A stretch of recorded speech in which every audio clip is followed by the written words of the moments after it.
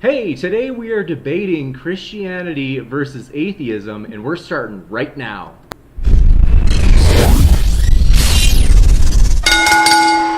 Did you want to go, Chris or Hey, Andrew? everybody, glad to have you here. Welcome to the debate. So, with this debate, we are very excited to have just an extraordinary group of guys. Like, they strike me as humble. Some of them I've already gotten to know, and some of them I've just met. But I can tell you, just in a little interaction we've had through Twitter or email, I'm like, oh, these guys seem like this is going to be a great investment of ideas that they're kind of bringing forward and that we all get to hear. So, I'm thrilled about that. And what we will do is, first I'm going to go over a couple of really quick house cleaning things, and then I will introduce the debaters who, again, I'm thrilled to have. So with that, just want to mention, I know a lot of you guys are, let's see, you've been fully supportive, and I totally appreciate that, as we have a couple of guys who have been really good friends of the show coming back. I think you're going to enjoy these guys.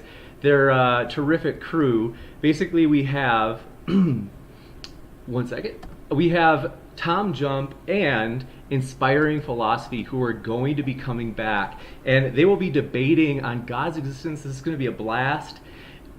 With that, by the way, Tom, I did steal that picture. If you're watching, I did take that from your Facebook. And I just love Tom's smile. So it's going to be a great time. Want to mention that February 27th. And then tomorrow, very excited about this as well. We have a fatal four-way. Christian versus Satanist versus polytheist versus atheist. And very excited to have, last night if you watched, Ocean will be our polytheist for that. And then we'll have some surprise guests taking those other positions. And this is the first time we've ever had a Satanist come on, that's for sure. And Ocean as a polytheist is definitely interesting to get to hear his perspectives. And Christian and atheist, of course, you could say like our classic people that we get to have on. And so, by the way, if you happen to be Christian, atheist, we just want to let you know we are glad you are here, as we are shooting for diversity at this channel, diversity of thought and ideas. Last, for our house cleaning items, just wanted to mention Be the Match. If you have not heard of Be the Match, the Bone Marrow Donor Registry, this is just a charity that I think anybody from any worldview, Christian, atheist, Satanist, whatever, everybody would say, yeah, I'm for that. It's a nonpartisan charity that you don't give any money. I mean, you can if you want, but the biggest thing that they want is if you're willing to swab your cheek, you can contact them at Be the Match online, and you swab your cheek, and your basically kind of, you could say your DNA is entered into a database, and then in the future, potentially, they would get a hold of you and say, hey, we found a match, namely somebody who matches your bone marrow for a donation. And this is for people like, let's say, with leukemia, like cancer of the blood. And so you could do this, and you wouldn't have to pay a dime. It's just a sacrifice of your time and money. So wanted to just give them a quick shout out, let you know they exist if you didn't know.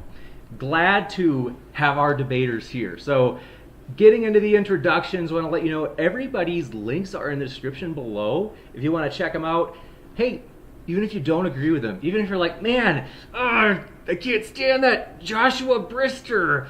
But even if you did take that position toward Joshua Brister, I'm just giving you crap, Josh, is even if you did, you can go to their YouTube page, Twitter, whatever, and you can get their views firsthand. And that's the most charitable way I think you can get somebody's view or position, is hearing it straight from the horse's mouth. So encourage you to check them out no matter where you stand.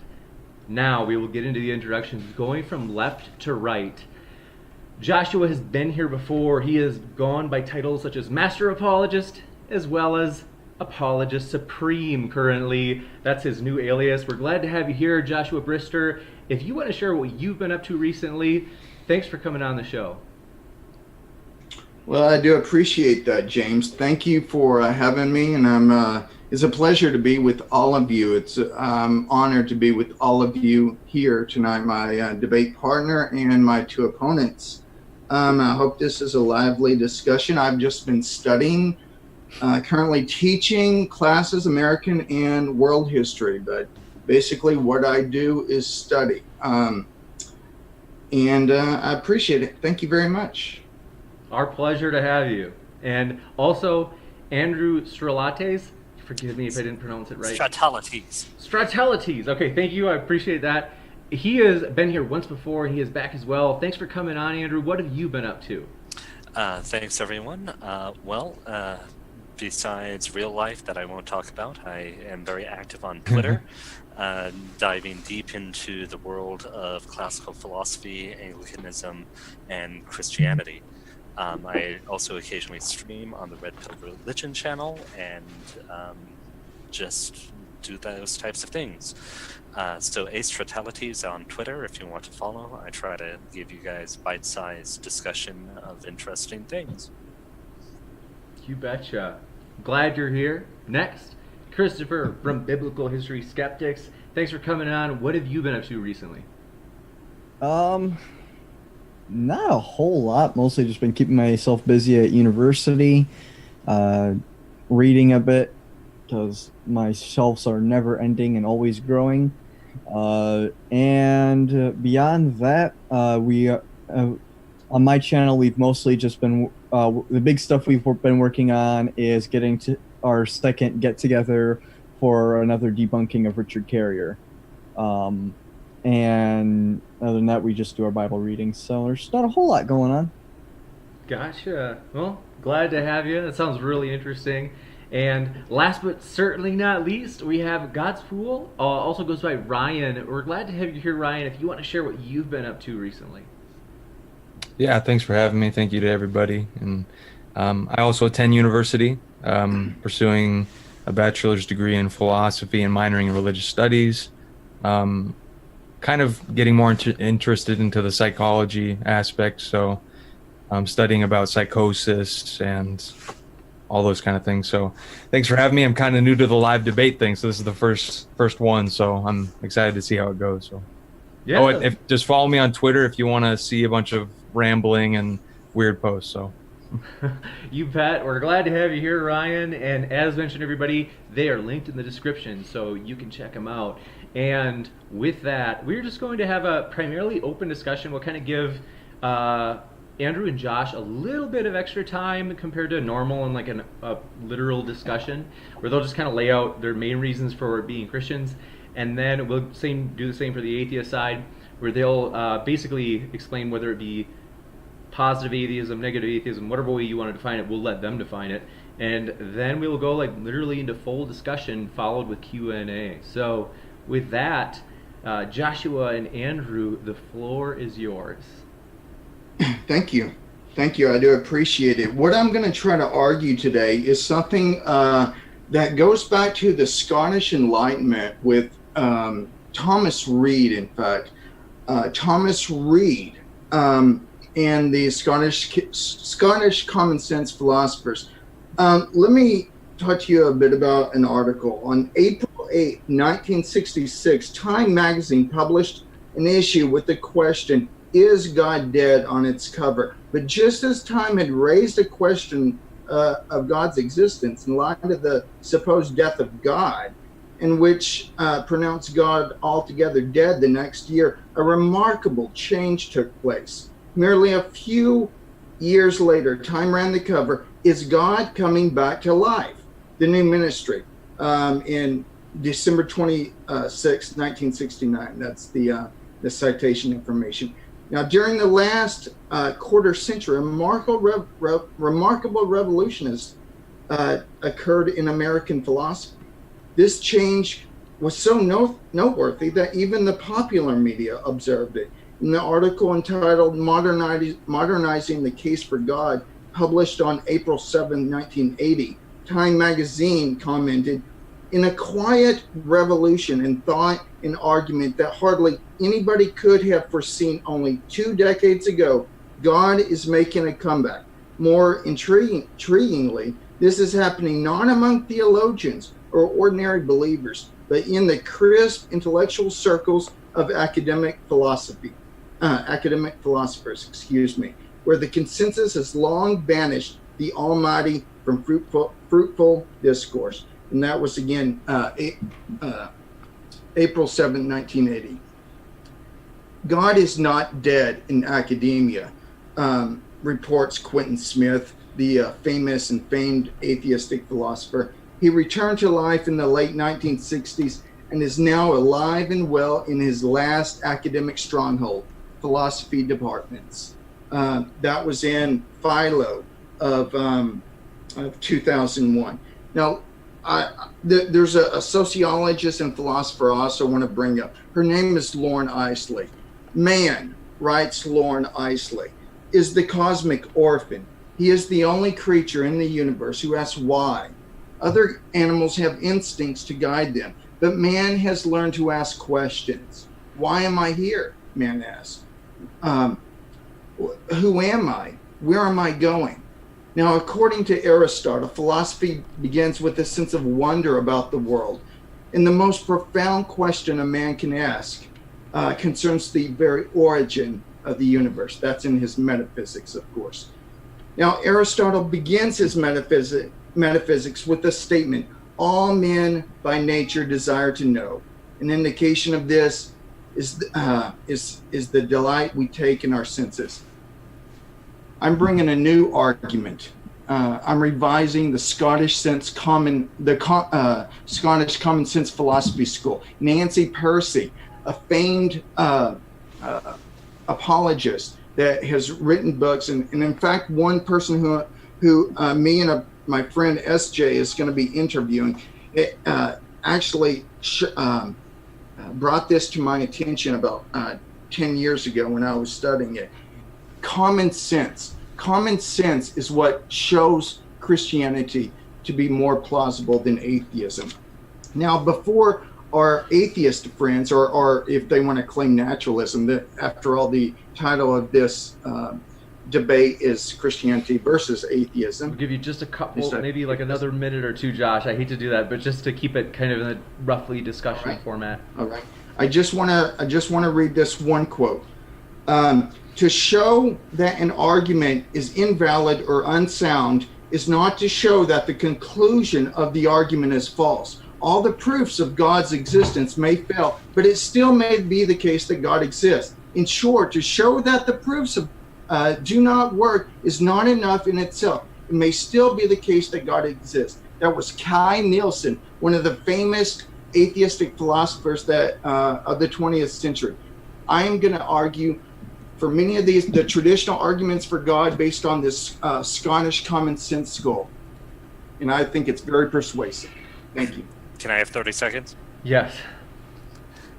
So my position is that Christianity provides the fullest, most accurate understanding of the human condition through two different pieces.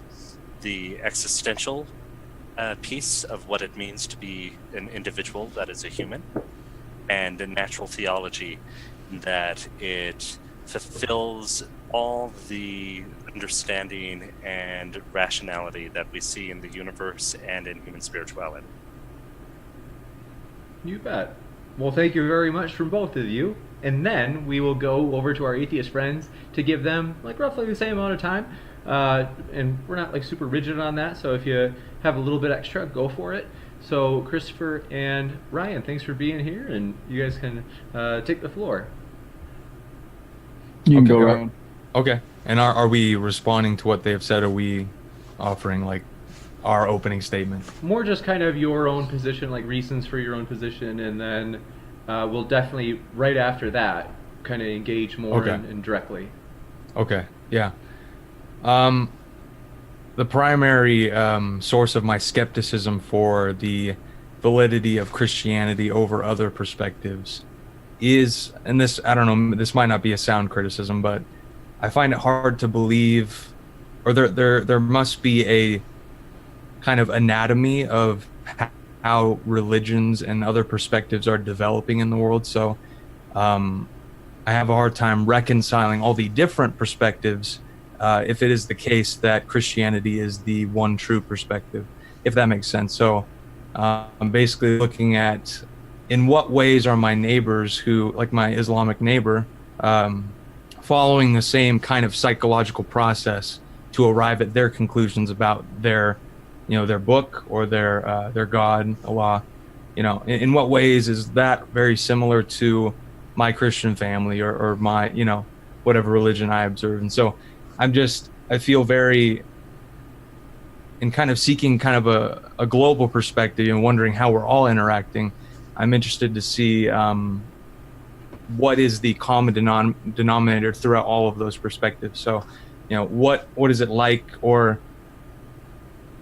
not sure if that's coming out too clear, but and then basically my position on what God is, or what Christianity is that it is a man-made attempt at trying to capture the nature. Do you agree with Andrew on that the existential bits of Christianity and many religions is very appealing? It resonates. That's why people are drawn towards it, and why they use it as a tool to move throughout their world. And so that's kind of my position, is that God is an abstraction of the universe, trying to understand his relationship with his existence. And so that's kind of the summary of it. So I know I'm not being too articulate, but You bet. Christopher, yours as well. Okay. Can you guys hear me all? yeah. Okay, good. Just making sure. Trying to make sure I remembered to unmute myself. Just so everyone knows, from my channel, I'm not drinking anything right now. I didn't feel like making a drink tonight. My primary skepticism, I am not a philosophical skeptic, but my skepticism of the existence of a God, of Christianity in particular, when it comes to Christianity, it's mostly out of my study of history. I primarily focus on Old Testament Israelite history, and also early Christianity. And it's very clear to me that it was the result of natural human processes, just creating just another religion. My biggest issues, for those that are wondering also what I am in particular, I am a philosophical agnostic. That means that given the proposition that does a God exist, I do not assign a truth value to that statement. I don't assign it false. I don't assign it true. I stick in the middle, and I'm of the opinion that neither is a correct position in my. My reasons for that are primarily because I know of religions far older than either Christianity or the Israelite religion, and we have clear evidence that a lot of the elements in Christianity and in Israelite religion evolved from those. But then there's also religions far older and completely unrelated that were around for years, and I have no reason to think that those are any less valid. And in fact, in my position would honestly be, if the oldest religions seem, in my opinion, would be more logical to be the best, because those would be the ones least diluted by humans. Well, if there is a God out there and he's going to be talking with people and granting them power and all, or granting them wisdom and stuff, seems to me that the oldest ones, not being added to and altered by humans, are probably going to be the best. So, like, my opinion, the Vedas, which are the Vedic literature, is older than anything in the Bible. It would be more likely to be accurate, in my opinion. But I also have no reason, I just find no reason to think that Christianity, even on a philosophical level, is somehow more explanatory than, like, Islam or the Kitab Aqdas of Baha'u'llah or Bhagavad Gita. Like, I just don't I don't know why I would ever have any position to think that Christianity is any more valid. So I am completely agnostic. Let Okay, I've taken some notes, and I'm going to go ahead and summarize a thread that I think is consistent between both Ryan's and Chris's view. Could you guys please affirm or correct if I'm articulating what you're saying correctly? That one of the things that both of you seem to agree on is that if there was a true religion, let's say if Christianity was true, why would there be other religions that seem at first glance or seem based on your perspective to be have equal credentials, right? So if Christianity is true, why does Islam exist as it does? Is that a reasonable is that getting at part of what the point that you guys are making? No, not for me. Mine is not. Mine is asking what makes Christianity more accurate. So with Islam specifically, Christianity has a much stronger answer to both the problem of evil as well as natural theology. Islam has a tendency towards both fideism and occasionalism, which sort of deny human rationality, while Christianity does not. I'm not sure if that makes it stronger or weaker, because I'm not completely sure that humans are rational myself. But oh well, yeah, me either. Then in that case, why don't you guys practice religion? If you acknowledge that humans are irrational and that religion is something that fulfills a human need, why don't you practice religion? Because it doesn't fulfill a need for me. Yeah. Okay. Yeah, for me, it definitely was fulfilling. Like, I come from a Christian background, and I definitely see that it was fulfilling a need, but I guess my need for truth or my need for a broader perspective kind of trumped my need for kind of my social community. So, I mean, it shouldn't always have to be like that. It shouldn't be like I have to sacrifice my social bonds to seek the truth. But at some point, I knew that I needed to hear more perspectives. I needed to get a bigger view on things other than just what the same people were telling me and reflecting back and forth, you know. So for me, it just wasn't filling that need. But so I guess to try to correct it a little bit, it sounds like both of you agree that there is some evidence against Christianity in the existence of older and diverse religions. Is that accurate?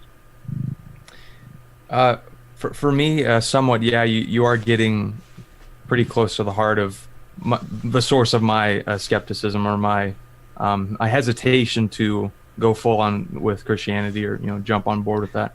Okay. But mostly because we can see, or we can basically track the development of a religion, and we can understand, or we can arrive at an understanding of how these questions or these answers are fulfilling certain questions and needs. And I think if that process precedes all religions, then we can say, I don't know, that makes it seem like there's something behind it all, right? But sure. So I guess the question to me, to you, Ryan, is why aren't you like a classical theist or a deist rather than an atheist if you believe that there's something behind, let's call it natural religion, right? That these things that arise in various cultures over the world that have some line of agreement, and why aren't you like a classical theist?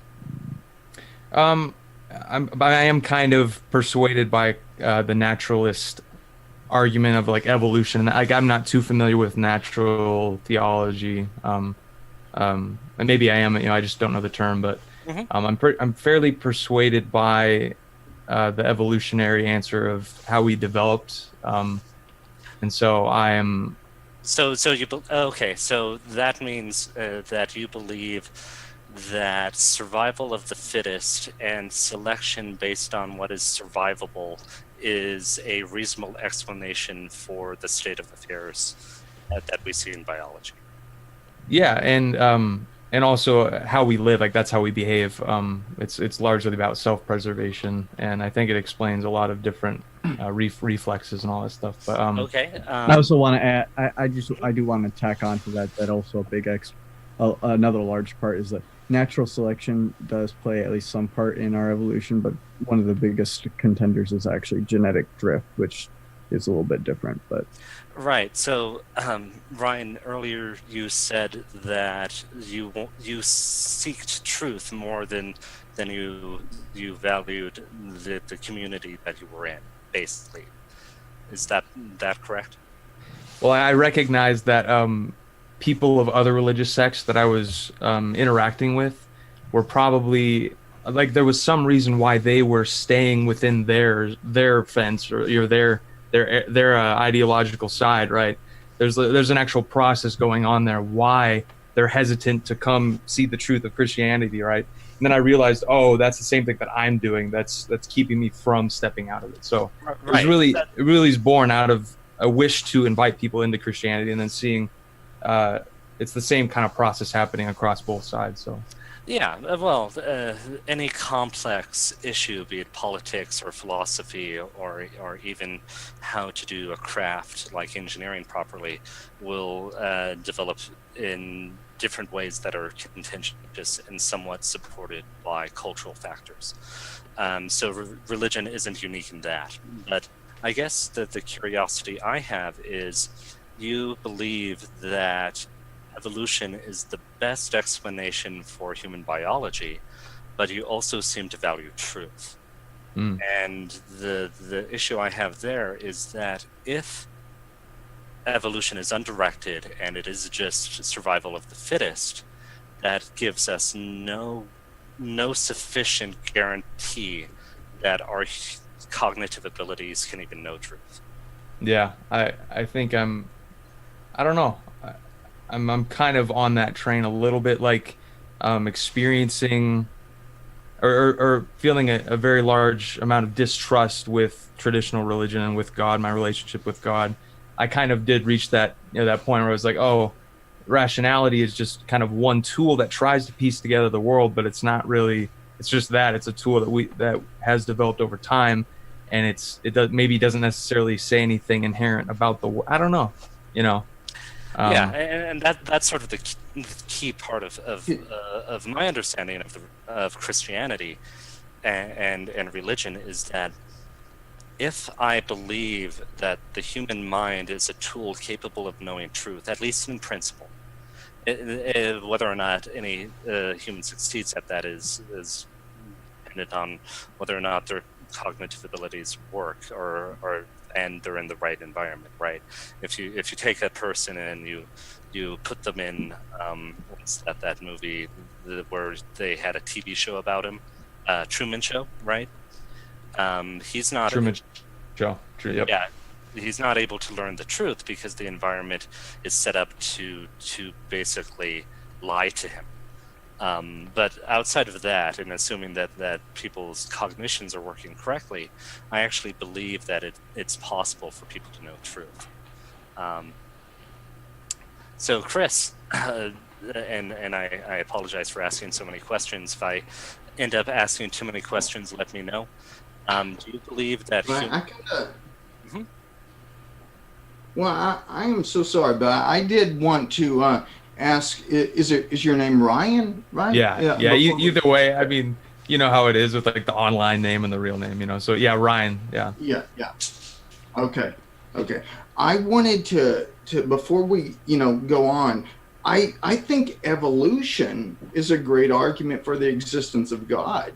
I think the Scottish Common Sense School would view this. I'm thinking of other philosophers like William James, who thought there was an evolution, but with the world, the near infinite world of facts, we have a selection detection process, a built-in algorithm that directs us towards truth, like kind of like a proclivity for our cognitive faculties to function correctly. So evolution just happened to evolve where we are able to discover truth and get ourselves to the moon and et cetera, et cetera. That seems to be a teleological view of history, evolution. Would you, if that is true, wouldn't you also view the natural law as teleological, that natural law binds us together, that there are certain things, ought statements that we should and should not do? So what do you think about that? What do you think what I just said about the evolutionary view pointing us to a specific direction, which just happens to match up with our cognitive abilities? Yeah, I don't know. I still believe that the universe is operating by predictable rules, but we are the ones who are trying to capture what those are. So I still think there's some kind of objective reality out there happening, but it's we who are trying to put a concept on it to make it predictable, so that we can navigate the world. But well, go ahead. Yeah, and it sounds like you believe that there can be some correspondence there, right? Oh yeah. Like Josh said about getting to the moon, there had to be some correspondence if we were gonna reach the moon. So yeah.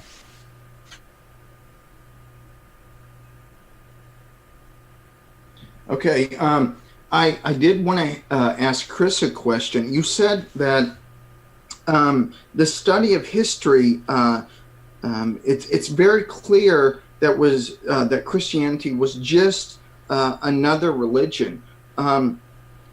Christianity is not just a psychology or a psychological viewpoint. It's based on historical events. Do you concur? Like, what do you mean by historical events? That things associated with Christian history happened? Yeah, like the Apostle Paul existed. Let's say. Oh yeah.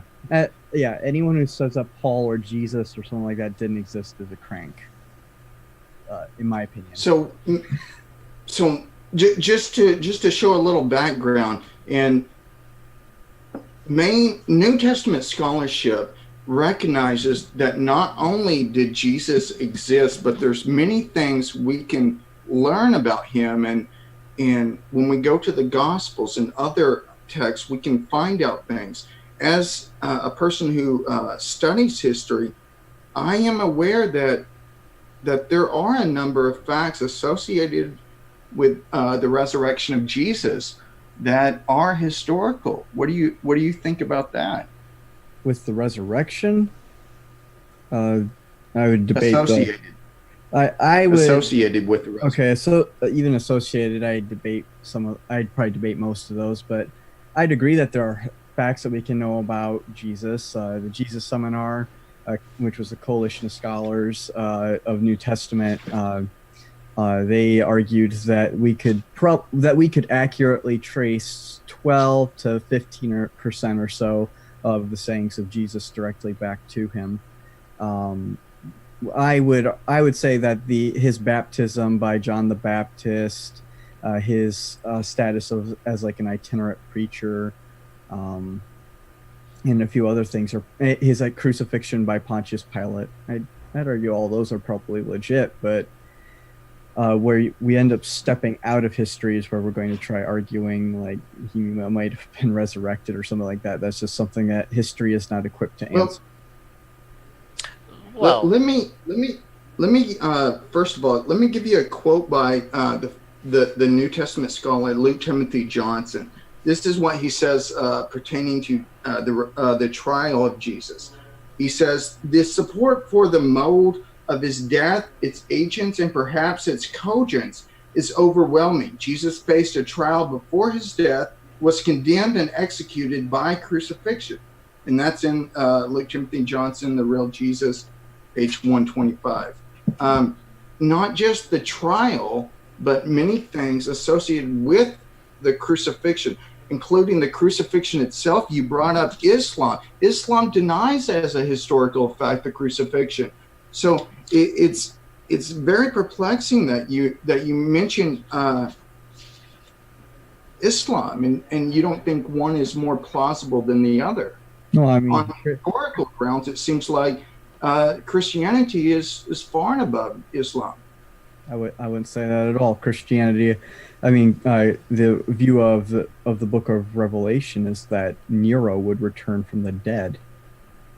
I mean, if we're going to start talking about things that are ahistorical, or we can talk about the Hebrew Bible, like the Exodus and stuff like that. Yeah, I'm not talking about the. I'm not talking about Emperor So, just Nero. out of curiosity, I'm just saying that if you're going to try and rag on Islam for not, or say that Islam's less reliable than Christianity because it has historical inaccuracies, Well, hold on Bible one has second. its fair share as well. 1 second. We're talking about the crucifixion of Jesus. No New Testament scholar denies that Jesus was crucified. Islam denies that Jesus was crucified. Okay. So that is a falsification of. It shows. I mean, that actually, there is one New Testament scholar I can think of off the top of my head that doesn't actually think Jesus existed, but. well, yeah, but I mean, the fact that one scholar doesn't really prove anything except that. Oh, I agree. I completely agree with that. Yeah, exactly. I mean, But I'm also saying that having a historical inaccuracy inside of a religion doesn't actually prove or disprove its validity either. No, I wasn't arguing that. Well, I was arguing that there's things associated with the resurrection, including the empty tomb and the appearances of The Jesus. empty tomb's not agreed upon in scholarship. Gary Habermas did. Gary a Habermas survey. doesn't even include it in his minimal facts. He did a survey of over 2,700 citations before the year 1970, 75. I talked to Dr. Habermas, and 3/4 of those scholars concur with any one of 20 arguments for the empty tomb. So there is a consensus of New Testament scholarship that affirms that the tomb of Jesus was found empty by a group of his women followers. But that survey was done in the 70s, or scholars before the 70s. You said it yourself. That consensus has back to the 70s. Back from when he So- I would still argue that consensus is changing quite a bit. I know But- quite a few scholars. I can name numerous off the top of my head right now. but is the consensus going towards truth or away from truth? The thing with the empty tomb is that it, in my opinion, I don't think that it was actually that likely to have happened. I could see possibly an exception being made on like the slimmest basis, though. Why is that? The characteristic of Pilate. Pilate was one of the most apprehensible and hated governors of Judea, and in fact, he was such a problem that they literally sent a Roman general to go get rid of him. It gets worse though. For example, he commanded they put up these idol symbols in the temple itself, and a whole bunch of other stuff that was just a huge violation of Jewish law. He didn't give a rip about Jewish law. He regularly would just go and slaughter people just because they were taking them off. So the characteristic we've gotten from Josephus and from Philo about Pilate is that he was not one to make that exception for Jesus.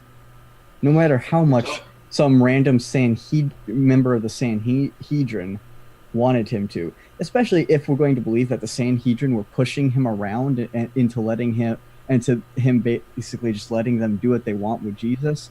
He wouldn't risk taking off the whole rest of the Sanhedrin just because one member of it was like, yeah, can we bury this guy? But I mean, Yeah. it's completely inconsistent with him from what we know from every other historical source on him. And it makes sense because the Gospels were written decades after those events. Decades, but there's actually creeds that predate the Gospels. Well, one is found in 1 Corinthians 15 that dates to within 5 years. Now, let me quote I know the creed. Real quick, I know the creed. The creed never says he was buried in a tomb. It just says he was buried. The end. Yeah, but which is consistent with a common grave too. All 4 Gospels mention Joseph of Arimathea. If Joseph of Arimathea is historical, then that shows that the location of the tomb is historically reliable. Now, that doesn't actually.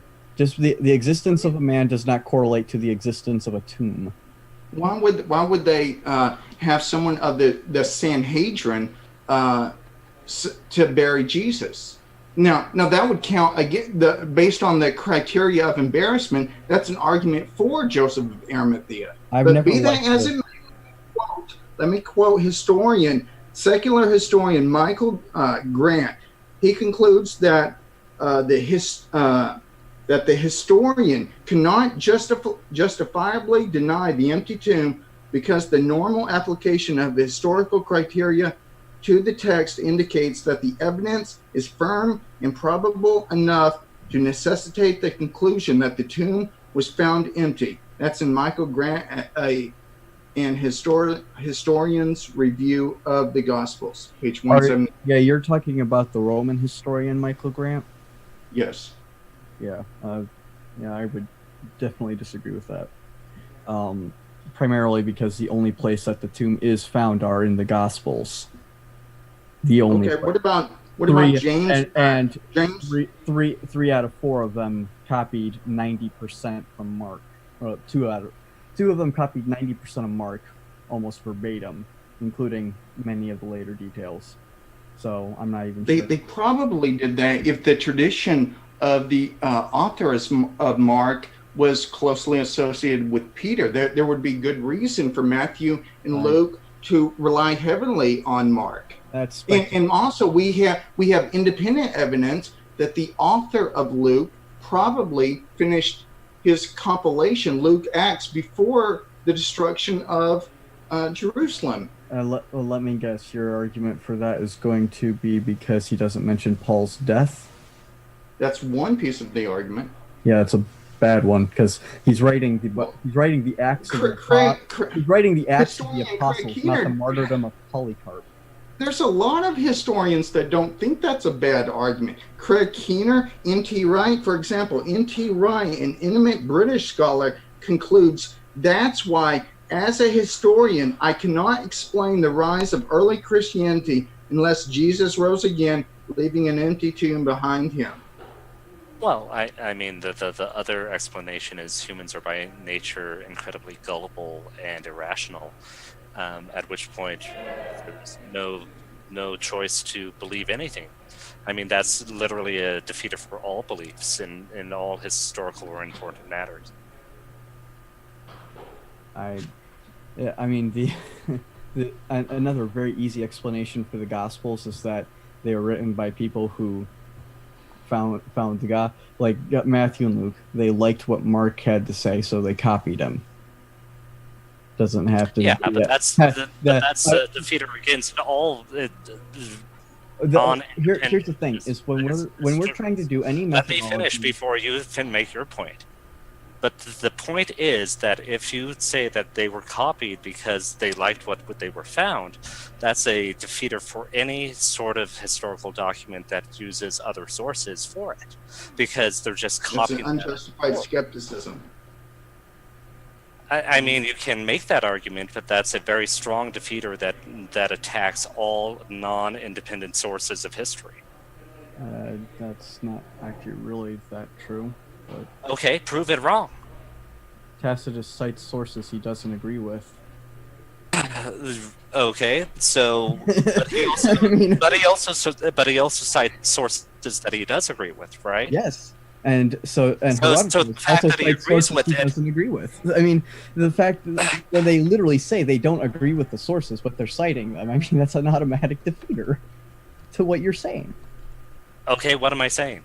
You were saying that you literally said that me saying that the Gospels copied Mark because they liked it is a defeater to all historical. No, I said that the fact that they liked it and copied it doesn't defeat the fact that it could be it doesn't defeat the citation. That it's from Mark who knew Peter. Right. Either And that's what true or not, justification that's do we not. have for that? We have the traditions of the church. Okay, so we're going to trust traditions that came about roughly 60 to 70 years for the first time it's mentioned. Hold on, can I Later. jump in 1 second? You're trusting your 17th and 18th century Enlightenment, and we have traditions that go back that far to the first century, the first and second, third centuries. So far be it for, a skeptic here to be skeptical of everything. I think it's an unfounded and unjustifiable skepticism, especially when I'm quoting scholars. There's only one other person I've ever heard try and argue something like that before. That's what Jonathan Sheffield does. And here's why that fails. For example, the pre-Socratics had arguments for about naturalism long before any of the ones we have now, like gravity and atomic theory and all that. Should we just believe them because it's older? Well, I mean, that's one of the worst arguments ever. that's not the point that he was making. Well, he is. You're saying that we have traditions that go back to the first, second, and third. I'm not arguing. We have none about the traditions. No. What Josh? That's a straw man. That. I'm sorry, but that's a caricature of my argument. That's a straw man, not a. Then what were you saying? Not a accurate representation. I'm sorry if I strawmanned you. Correct me. Okay. Well, they're trying to argue for the historicity of the tomb. That's why Matthew and Mark are reliably going back to Mark, because they probably trust that Peter was behind the authorship of Mark through Mark penning it. That's an assumption. No, then by your skepticism, we can't know of anything of history. To a degree, actually, that isn't entirely wrong. We can't know with absolute certainty that Tacitus wrote the works we have cited as Tacitus, or that Plato wrote everything. In fact, we have an entire field of scholarship that doubts that Plato wrote a lot of things attributed to him. I mean, this is what historians do. We are skeptical of these things because there are actual problems that come up with them. We can't rely on a church tradition that actually doesn't come out until about 50 years after these books were written. How do you know that the tradition came that late? Well, it's the first time we have. I'll correct myself. It's the first time we have evidence that they are talking about this tradition. Okay, so what evidence do you have that that's the first evidence? That's the first evidence is what we have. Okay. That's why I said the first evidence we have of this tradition. Sure. So why should you assume that something exists at the time of the first evidence rather than predating it? Because we can't predate a tradition we don't have evidence for. Now, hold on. I think you're relying on something. I think you're relying on something called verificationism. That means if you can't verify it by the five senses, you throw it out. That it's an over-reliance on this old verification school that's been dead for over 60 years. I'm not in a fact, well, it seems that you're using some of the baggage that old philosophy, that dead philosophy had. You're applying scientific procedures to the study of history, and that's why you're so skeptical of things in history. No, that's not really what I'm doing. I am Well, I've quoted to you I'm Michael perfectly Grant. fine with there I having to be quoted conjecture others. for history. There has to be conjecture to a large amount with history because we're reconstructing events that lots of times, in fact, most of the time, we don't have a whole lot of information on. When we talk about like Alexander the Great, we don't have really that much information on him at all, like for the first few centuries after his death. Yeah, you're right. Conjecture. Conjecture Absolutely. has to exist. I'm completely fine with that. What I'm not fine, though, is trying to conjecture the motives of authors. And the reason is because that is starting to step beyond historical events into people's minds. Hold on 1 second. Weren't you trying to do that with the authors of Matthew and Luke for, or saying that they just liked the Gospel of Mark? I was providing an You know- alternative to the. I was just providing an alternative to the idea that they copied it because somehow it had association with Peter. Because the problem is that the Sure. thing. Oh. One of the things that we should be doing, even when we're conjecturing, is that the simplest explanation with the fewest assumptions, which best explains the evidence, is the best explanation. But how do you know that? Don't multiply objects beyond necessity. Okay, so why is that the appropriate heuristic to use? Because why would we want to assume more things? What reason is there to assume more things when we can get the exact same conclusion with fewer assumptions? Why is It's more Why wouldn't it be a It's more simpler concise. explanation? The simpler the explanation, but if it's simpler and concisely explains all the evidence, then automatically it's more concise because it doesn't have extra baggage. Okay, Hold on. so It doesn't explain ahead, the Josh. traditions associated.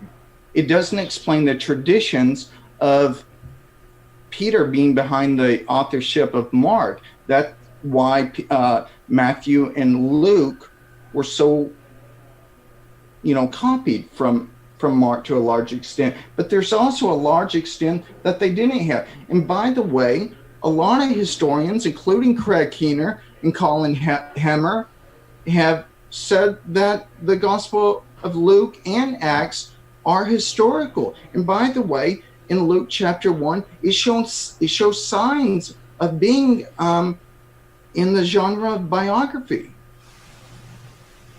Okay. I fully admit that most of the Gospels fit the genre of Greek biography. Do you think maybe you're smuggling in your 17th and 18th century Enlightenment skepticism? You're smuggling that into ancient historiography?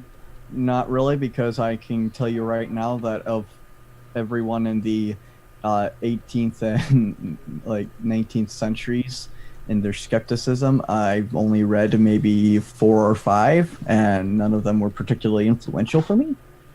So, Well, maybe they they don't have to be that's not where I'm influential. coming from.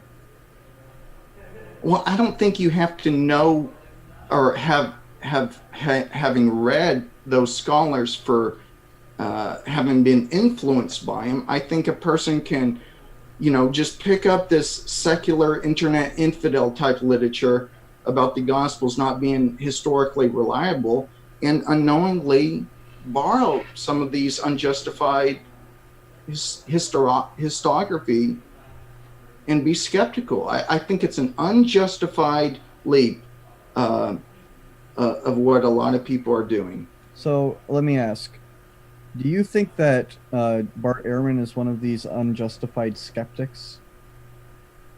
And I think he's a good scholar, but I also think there's a lot of problems. And a lot of scholars, by the way, I have a book right here, well, not on camera, but it's called New Testament History, a Narrative Account by Ben Withering III. I also have one by Craig Evans that they critique Bart Ehrman. Bart Ehrman makes a lot of great points, but he's not perfect. He's not even a historian. He's a textual critic. He is a historian. His PhD is in New Testament. Yeah, I think he's a textual. That's what his focus is New Testament criticism. Yes. That's his specialization. But he is a historian. Part of history is doing text criticism. I think it's greatly disrespectful when people say things like that. 1 second, just want to interject. For people who have questions for the Q&A, I'll let you respond, Josh or Andrew. I just want to let people know that it won't be too much longer. We'll move into the Q&A. So if you do have questions, just put an @modern-day-debate at the start of your question in the live chat. And if you just let me know which speaker or speakers, could even be for all of them, that it's for, that'll help me out. And we're still doing Super Chats. We're doing something new with Super Chats tonight. As a way of saying thanks, we're hoping to upgrade to Twitch with Super Chats. Same deal. We'll always put the Super Chats first during the Q&A. And with the Super Chat, you can also make a comment that you want the debater to speak to, so it doesn't have to be a question. And we will be basically in the description giving credit to the people who've given Super Chats to say thank you so much for supporting this nonpartisan platform, or we hope to be nonpartisan. If I'm ever biased, let me know, hold me accountable. So with that, speakers, thanks for your patience. Go ahead. James is always super biased, guys. Right before these chats started, he was just going straight down the tubes with that bias. Like, sometimes I interrupt and yell, but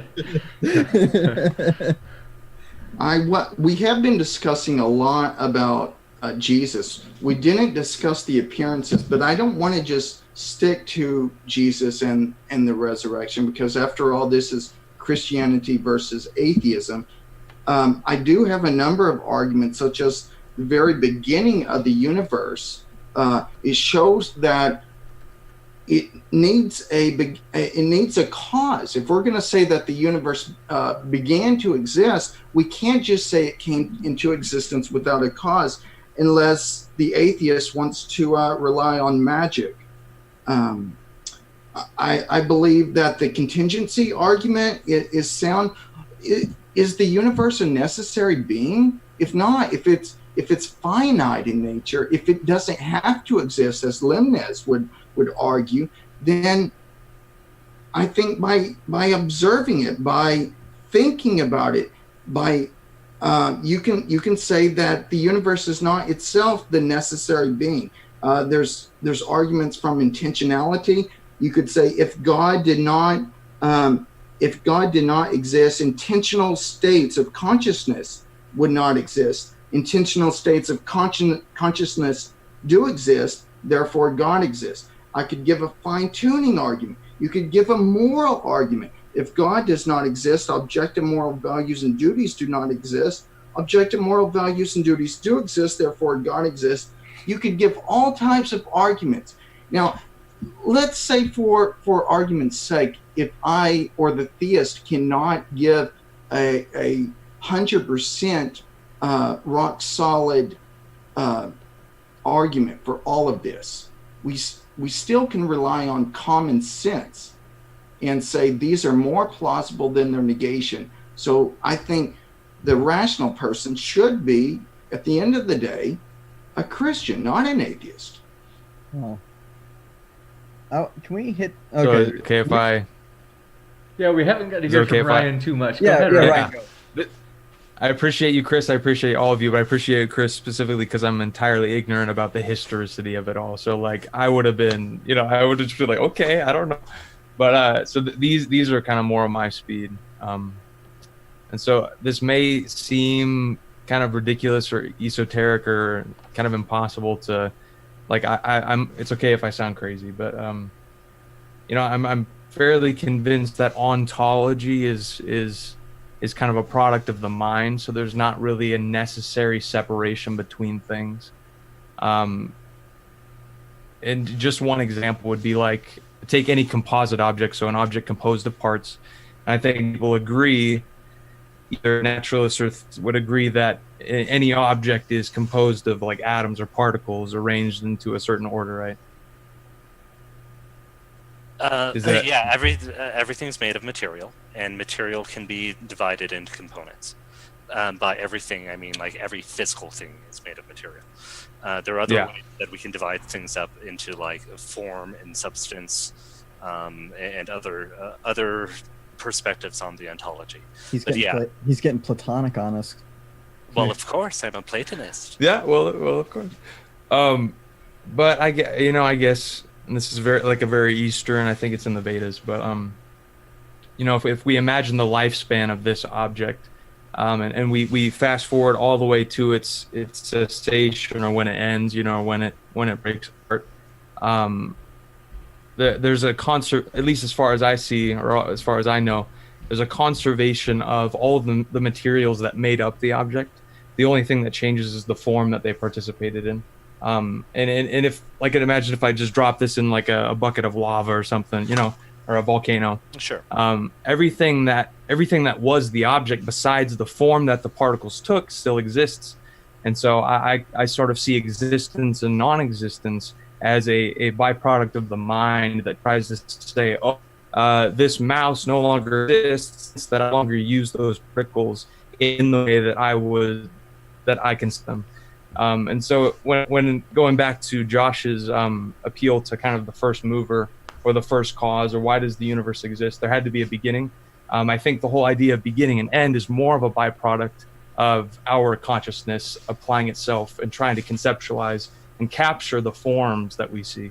So I think it's very possible that the universe itself is the eternal God, that it's this eternal thing, but by our very attempt to capture it into the name universe, we ascribe it this existence non-existence, which isn't actually there. So that's kind of my what do you guys think about that? I don't know. Sure. Give me a second to try to summarize to make sure that I got it right. Yeah.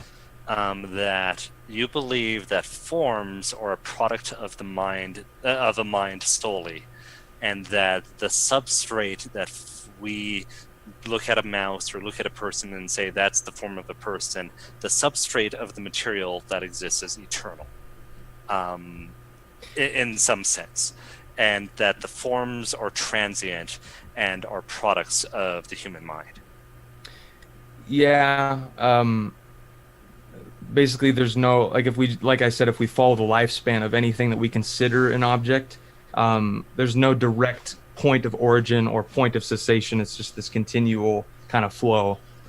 So I think I'm with you. I do think that the forms work. So like Josh was saying, there's still some correspondence between our concepts and how we see these forms emerge. But I think it's this kind of emergence where it's like it shows up now and then it just kind of flows into the next thing. So right. So there are two ways to look at the cosmological arguments. One is of temporal order, right? That things have a beginning in time, right? That a seed is created and then from there a tree, or an embryo, a zygote is fertilized and then a creature, an animal or a person comes. The other way to look at the cosmological arguments, especially like the contingency argument, is to look at not the temporal predecessor, but the causal or reason predecessor, right? So, and this gets into like, why do you exist, right? In some sense, your current existence is contingent on the existence of your component parts. If the atoms that made up you did not exist, you would not exist as you do now. And that's the more general form of it.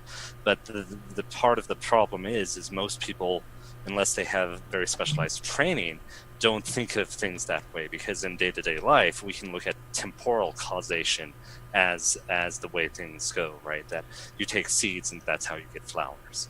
So that would be my initial response to that even if what you say is true about time, and that in some sense beginnings and ends in time do not exist, beginnings and ends in logic do exist. And if our logic and ontology in our mind corresponds with any way to reality, then there has to be some reason for that correspondence. Yeah, I think it's mostly a pragmatic one, like with the mouse example, or with, imagine I developed this concept of my romantic partner, right? And so there's this place in my mind where I keep this idea of who she is, and then something terrible happens, she bursts into flames, spontaneous combustion, I don't know. Everything about her or all the particles that made her up and the energy are dispersed. None of that is destroyed. Just the form that they took was destroyed. And so pragmatically, it does not exist. And so for me, like, I can no longer interact with that form in my material world. I can still maybe have conversations to myself or with, but and so that's kind of Sure. what So existence and non-existence is more of a pragmatic thing, and that's why it feels so inherently part of reality. It's because it's real in that sense. It's like I can no longer interact with her as she was, but in some sense she was just the form that those particles were participating in. So right, and basically one of the... Was that really a bad argument? Well, it depends on how you set the hierarchy of being, right? Is the substrate more real, or the forms more real, right? And I don't have an argument for it, but my sort of axiom is that the forms and more abstract things, somewhat counterintuitively, are the more real parts. And this gets into like Platonism and what is more real, right? Yeah. I want to step in real quick. First, I want to say, Andrew, it's really funny that I think it's awesome that I met you, because I actually used to be a Platonist as well. I used to really be into that. But when it comes to, there are two I want to address. First is the cosmological argument from contingency, and in order for the universe, everything that begins needs a cause. The universe had a beginning, it needs a cause. The problem there are two issues that I'm going to rise up with God being the possible cause.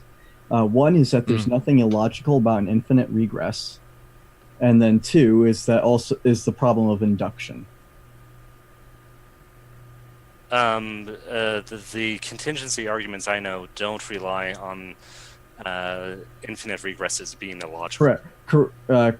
Well, I know, but they try to argue though that God is the first cause, and I just argue that instead of trying to make an argument for God, I'm just going to argue an infinite regress, because that's so can you elaborate what concretely is an infinite regress? For example, if we're going to talk about like justification for a belief, all justifications will inevitably end in three ways: being an axiom, having no justification, or having infinite justifications. You just keep justifying and justifying and justifying. Right.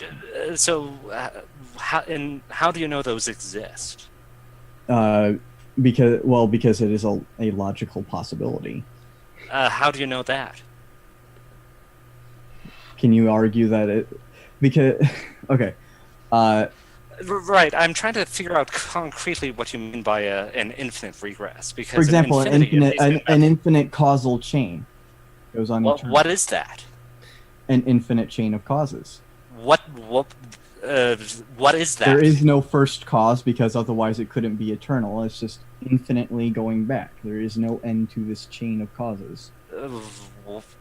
What? That sounds like a first cause to me. Well, no, there is no first cause, because you can't have a first cause of an infinite regress. That would imply a start. Infinity. But what is that? What is an infinite regress? You're just repeating the same words over and over again. An infinite... No, I did explain it. It's where, for example...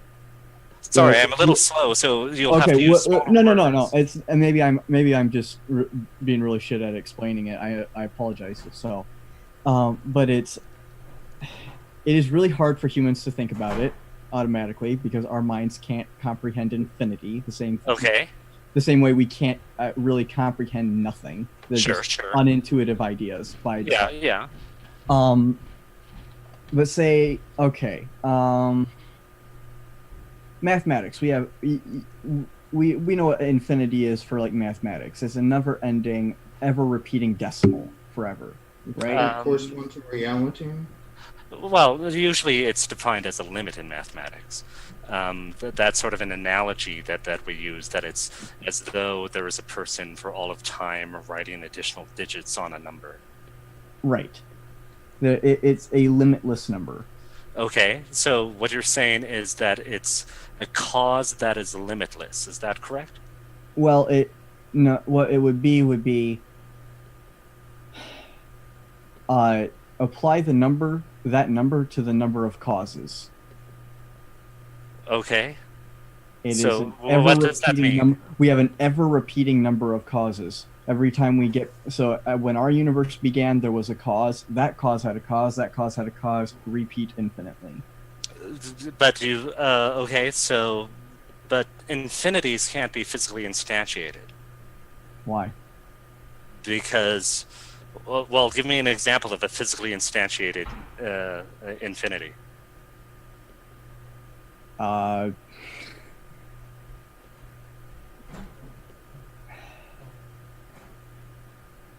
couldn't name one off the top of my head. Okay, so they can't be instantiated. So you're talking about a source that we know of. Okay, so what you're saying is there's a source to reality that is not physically can't be physically instantiated, so that means it's immaterial, that is infinite. That sounds an awful like a lot like God. Yeah, and I'm Except for in this case, God would have a cause. No, but you said, okay, but you said there's no beginning of the cause. Well, no, there is. That cause, it's an infinite regression of No, causes. because then that regression isn't infinite. No, it is, because there's infinite number of causes. It's not that the singular cause itself is infinite. It's that the number of causes are infinite. What does that mean? Okay, so so right now in mathematics and physics, we do have a hypothesis that is mathematically valid, given inflationary theory and string theory, that that when the universe eventually reaches heat death, and we enter a complete dead state, even in places with false vacuums, if gravitational tunneling occurs, which will occur because quantum mechanics, it can actually spark a new universe. It can create a new Big Bang. Okay. From a dead universe. So eternal recurrence. Basically. Okay, so here's the issue with eternal recurrence, right? If you have the universe that is eternally recurring, the causal chain is not actually an explanation for it, right? And that's what we're trying to get at. Why? Why is it not an explanation? Okay, why does this infinite, eternally recurring universe exist? Why does there have to be a why? Because you're a skeptic and you always ask why. Y'all skeptic. I'm not sure. An explanation, but now you don't seek an explanation. No. So we're either going to I am seeking an explanation. I am seeking an explanation as to why there needs to be a why. Why does there need to be a why? Because how something comes about, I explained. didn't. My theory can explain how something comes about because it's just a recurrence of another universe. Why it exists, I think, is just an existential question that I'm not sure is even valid. If it's not valid, then why do people ask it? Because people like asking that question. Why? I don't. I personally don't like asking that question too much myself. Do you think maybe you hold to it by faith? Well, you're sort of acting like it's an axiom or a doctrine that there is no God. I mean, I'm not. I'm agnostic. I don't assign a truth value to the existence of a God. But yet you're not willing to explore this argument to determine what the cause. But that's why I want to ask: what is the justification for what? Why does there have to be a why? So by doing that, you're actually saying that you don't want to play the game anymore, right? Because the game is, we're trying to figure out, why does the universe exist? That's the name of the game. And then you're saying, why do we have to play this game? Which is basically you taking out of this line of questioning to determine the reality of things, which is fine. I mean, you don't have to do it, but to do that is to be in conflict with the skeptical method, which is to question everything very vigorously. Yeah, but if I don't question everything vigorously, including that question of why, I'm not doing my job. But you haven't, since you don't have an answer to it. If I don't no, I am questioning it. That's why I'm asking you, why does there have to be a why? But you don't have any answers to that. If I don't have an answer, it just means I haven't found an answer. It doesn't mean I'm not questioning. Can I bring up something to try to move this conversation along? The atheist or the agnostic may not have an answer, but the Christian theist has a readily answer why the universe exists, because God exists. There could not be a universe existing unless there was a necessary being that keeps the universe into existence. Yeah, but I think that's an unnecessary assumption. Well, if you were going against unnecessary assumptions, the simplest explanation for everything is God did it. It depends on if you're a naturalist or not. But And also, naturalism that depends on naturalism is less simple than occasionalism. That depends on what philosophical mindset you go at it from. Sure, but the question is, why choose one philosophical mindset over another? Or does it come down to an existential choice?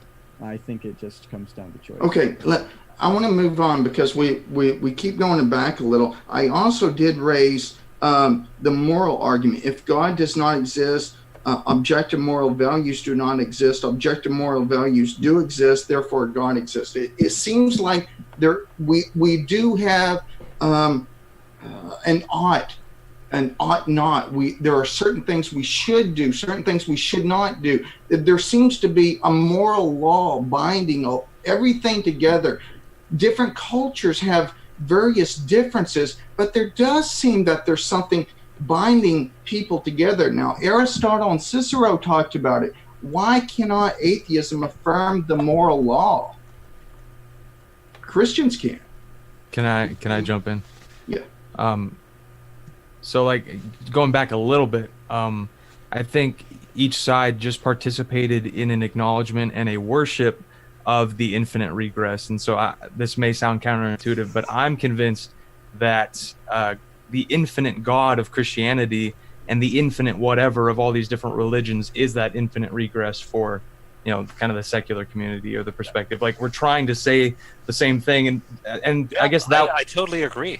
Yeah, and so, but I'm kind of convinced that the Christian interpretation is just another name to get at that. So I'm not, So I do agree that Christianity, like I'm a huge advocate for the truths that Christianity tries to get at, but I'm also convinced that that truth is kind of ineffable, and it's something that all different cultures and different philosophical systems are trying to bump up against. So we're all bumping up against the same reality, but we're kind of stuck in our language. So, but the infinite regress that I understand was that continual need to ask why over and over again. So like, even if we found the why or the answer to that, we could always just ask it again. So that's my understanding of an infinite regress. It's like, if an atheist or if a naturalist must ask why the universe exists, then why does not the theist have to ask why God exists? And so it's just a different stopping point along the same spectrum. It's like, that infinite creator exists there, and I'm going to stop wondering why it exists. It's just necessarily there.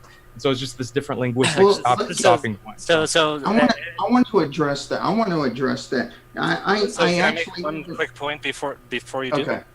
So to the Christian, asking why God exists, in some sense, it's like asking why existence exists, right? Yeah. And I'm not saying that that's a nonsense question, but it's getting at a deeper understanding of what the divine is. Yeah, but I think that's the same exact question that the the atheist or the secularist is asking or that the theist may require or an atheist to ask. It's like, the universe exists. It's here. It's the same type of deal. I don't know. Keep going. Real quick, I do want to just quick address what Joshua said with the moral argument. I am a moral error theorist. I don't believe that there's objective morality. And then B, I also have problems thinking that even if there was objective morality, that it requires a contingency on God.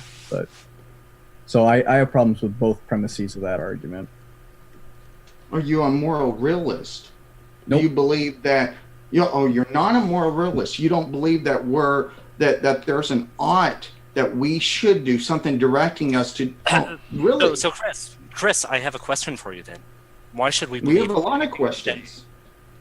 Oh, I love the questions. Bring them. So if you don't believe that there are any moral oughts, right, that objectively exist, why should we believe that you seek truth, are trustworthy, or a good conversation partner? Because you want to. Okay. Do it. So, Yeah, I don't think that you force- should. I don't think that there is. You should do anything. So basically, you're saying that we should be nice to you if we want to be?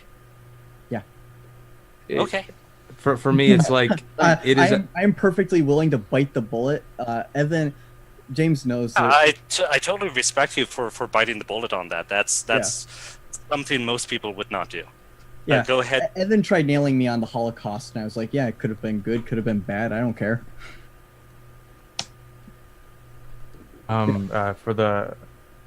Well, I don't know. I kind of lost the train a little bit. So good. This is what I was going to bring up before you replied to me. I'm Chris. I was going to bring up this contingency argument. This is for y'all. I have this in deductive form. Of course, Craig and others also have it. This is a long tradition of this argument. But in deductive form, it's anything that exists has an explanation of its existence, either in the necessity of its own nature or in an external cause. If the universe has an explanation of its own of its existence, that explanation is God. The universe exists, thus God exists. What do you see a problematic with that?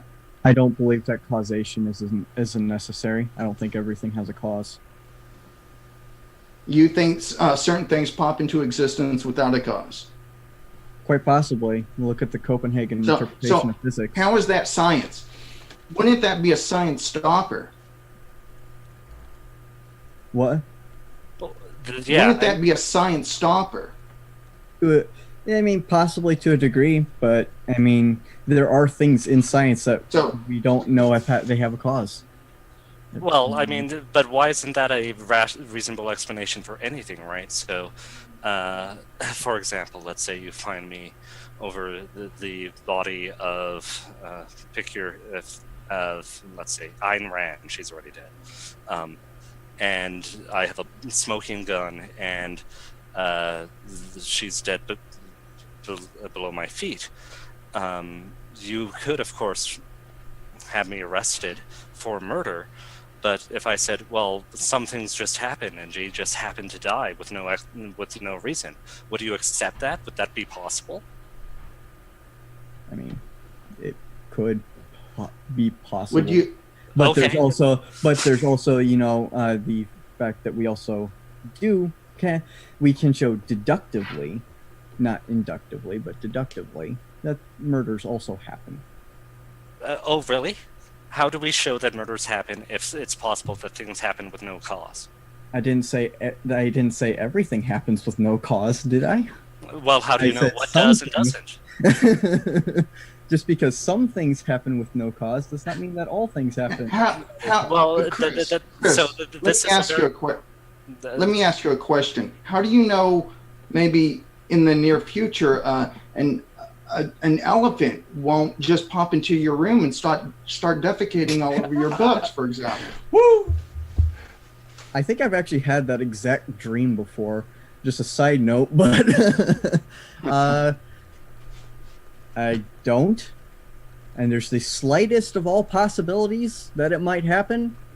probably not going to happen. I don't think there's any elephants in Michigan that I know of. Do you think it's reasonable, or from what we've been discussing, to summarize it this way? Atheists believe in magic. Well. No. So Chris, you believe that there's a slight possibility that a full-size elephant will materialize in your room and defecate over it, but you don't seem to believe that there's a slight possibility that Christ actually resurrected from the dead. I think there's a slight possibility. I just don't think history can answer it. That's the there's definitely a possibility he might have resurrected. I don't know if a God exists or not, and if that God exists, I don't know if he helped Jesus to resurrect, or if Jesus was God and resurrected by his nature, and if he spent 3 days in hell and then came up, or whatever. I don't know.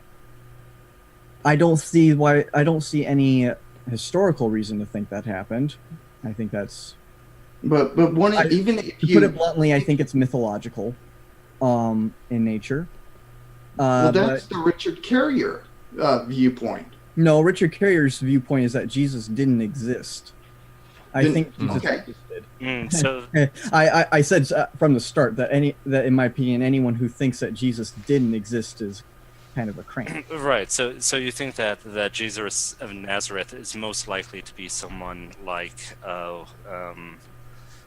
pick your modern cult movement person who had a reputation as a wonder worker or something like that, or possibly that it was changed by people later on or something. You think those are the most reasonable explanations? I tend to side with the Bart Ehrman and Albert Schweitzer side, that he was an apocalyptic preacher. We know there were a lot of them around, and we know that they had a great possibility to gain large followings. I mean, there's like the Egyptian who was said to have gathered in Josephus's work, that was said to have gathered 30,000 followers. Yeah, and in Islam, Muhammad was raised to the leader of like a whole city or a whole area, and then conquered it. So like people can actually do this. Yeah, it's. I want to bring something to y'all's attention in history. A.N. Sherwin White, in his book Roman Society and Roman Law in the New Testament, which I own, he says, Sherman White says he's not a theologian. He is a professional historian, and he says even 2 generations is not enough time for legendary material to creep into the Gospels in a significant way to change the core elements. We have information before that in Paul's letters, but before that, even in creeds. There's creeds in the book of Acts, in the book of Romans, and in Romans 15, and in Romans 11, which mentions the Eucharist. I think that's nonsense, because we have Julius Caesar being completely mythologized within the 2 generations of his. You're denying the First Corinthians 15 creed that goes back to within 5 years. Some people, like Craig Keener in his book on miracles, say it goes back within a year. Yeah, I don't think that anyone could be that precise. I think I'd agree with more of the mainstream view, which is around 10 to 15 for that. But so here's a question for you, Chris. Did Jews mythologize their rulers or their heroes? Yes. Oh. Enoch was literally called a god. Moses, we have a Dead Sea Scroll where he is literally called a god, and he ascends to be a god. We have in the Psalms, one of the kings of Israel is called a god.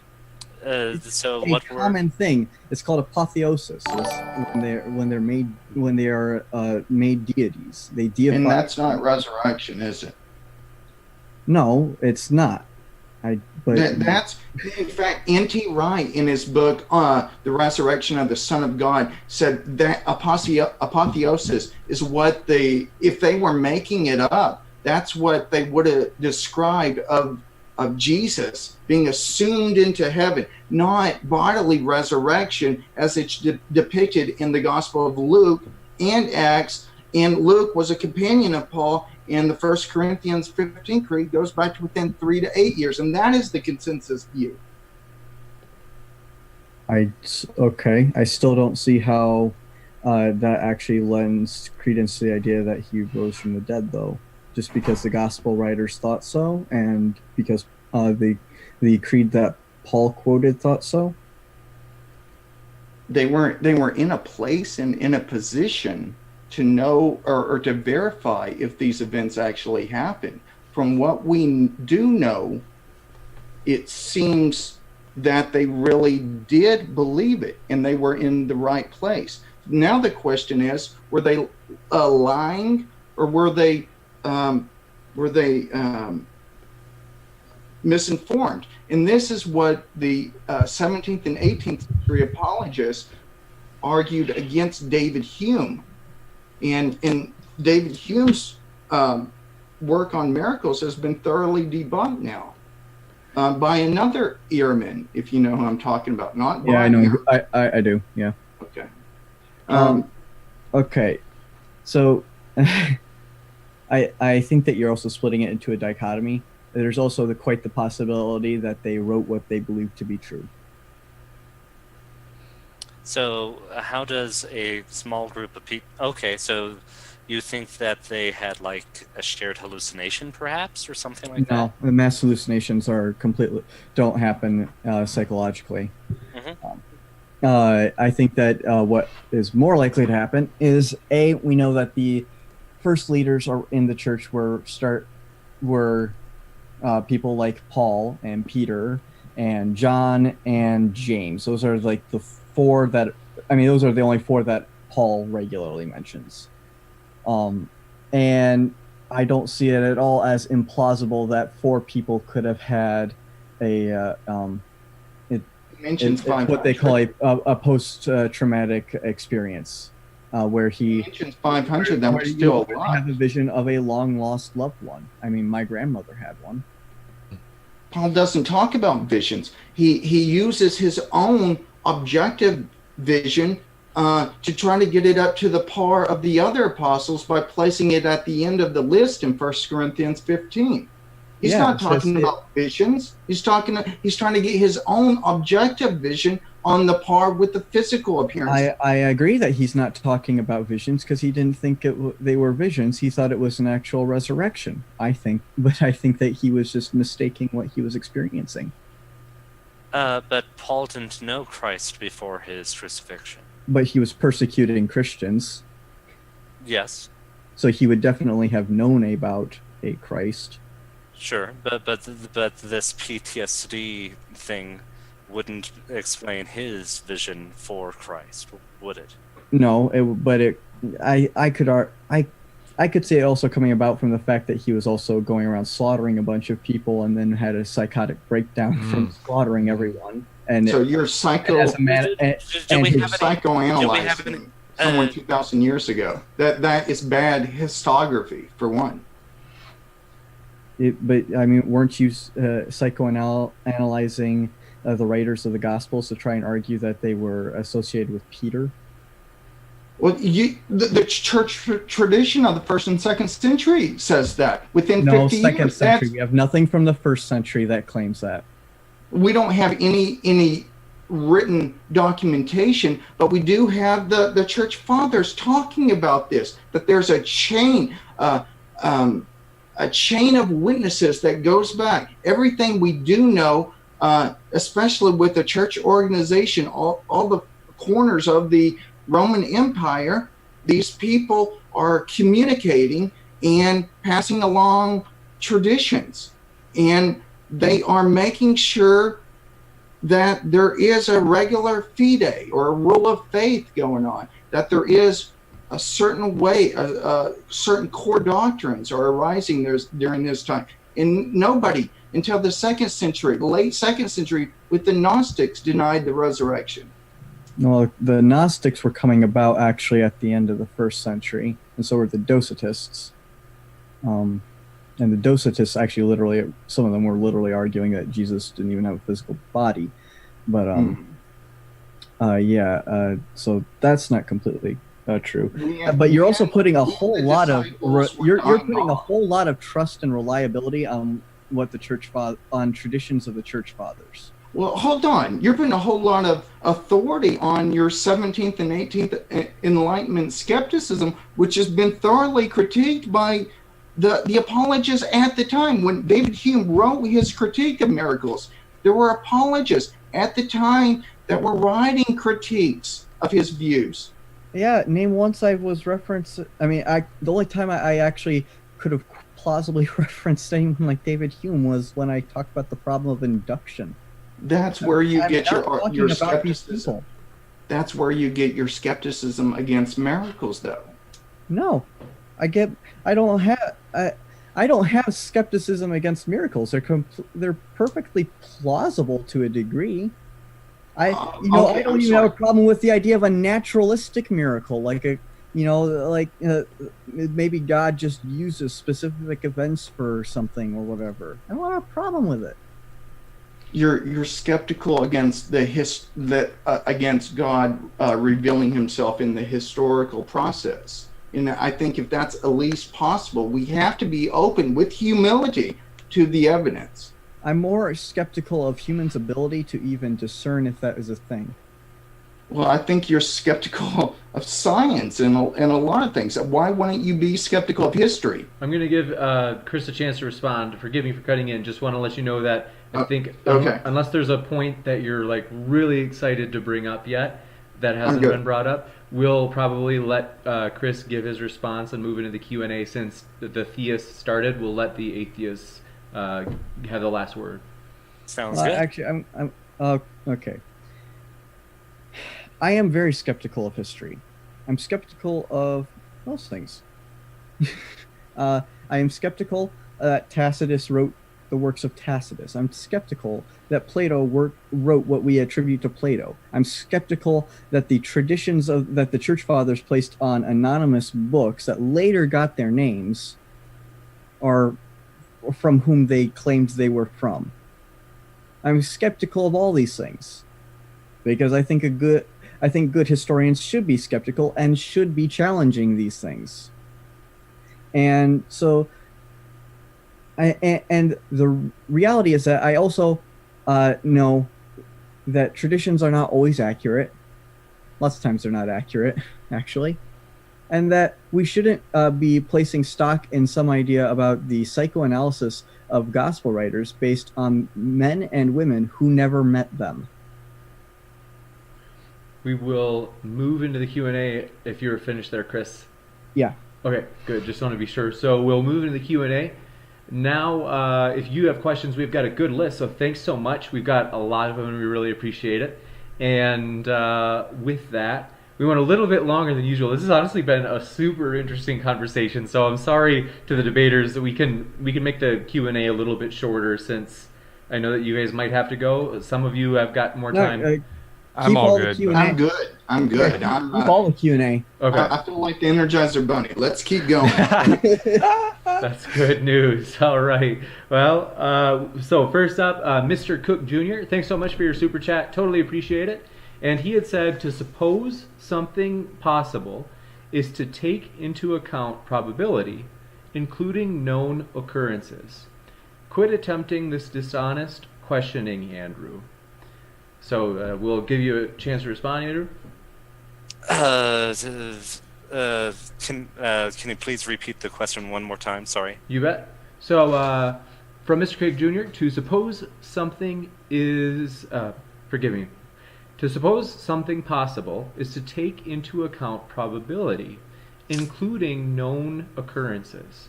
Quit attempting this dishonest questioning, Andrew. So the probability of something is totally is mostly unrelated to whether it's possible. It's totally possible to know if something is possible without knowing if it's probable or what probability it has. And if he knew me better, my dishonest questions would be one of the things he would ignore. I have far greater flaws. Gotcha. Thanks for I completely agree with what Andrew said there, too. Thanks for your answer, and thank you for that question in Super Chat, Mr. Cook Jr. Movie Theory 1 says, an infinite regress would just be an actuated infinite number of moments that occurred in the past. And thanks for that super chat, movie theory. Andrew, my guess is this might be for you. Yeah, I think it was probably me because I was conflating it with always needing to ask another why. So the endless amount of justifications required for like a truth claim. So it's like, well, why is that a proper justification? Then you give an answer, and then it's like, well, why does that serve as a justification? So that was my understanding of like an infinite regress. So it just keeps going, and so there needs to be some kind of linguistic stopping point where we all just say, well, that's necessary, and we're not going to ask why, you know. So Yeah, I think it was directed to me because I made that mistake. So. Yeah, hence properly basic beliefs. Gotcha. Okay, thank you very much, and thanks for that question or comment, movie theory. And Mr. Cook Jr., thanks again for your super chat. He says, Andrew, which type of skepticism are you posing?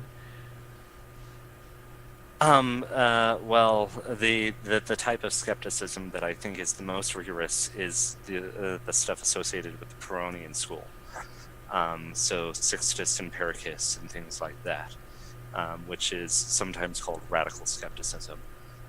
So that's what I was for a long time, and still have sympathies in that direction. Gotcha. Thank you very much, and thanks again, Mr. Cook Jr.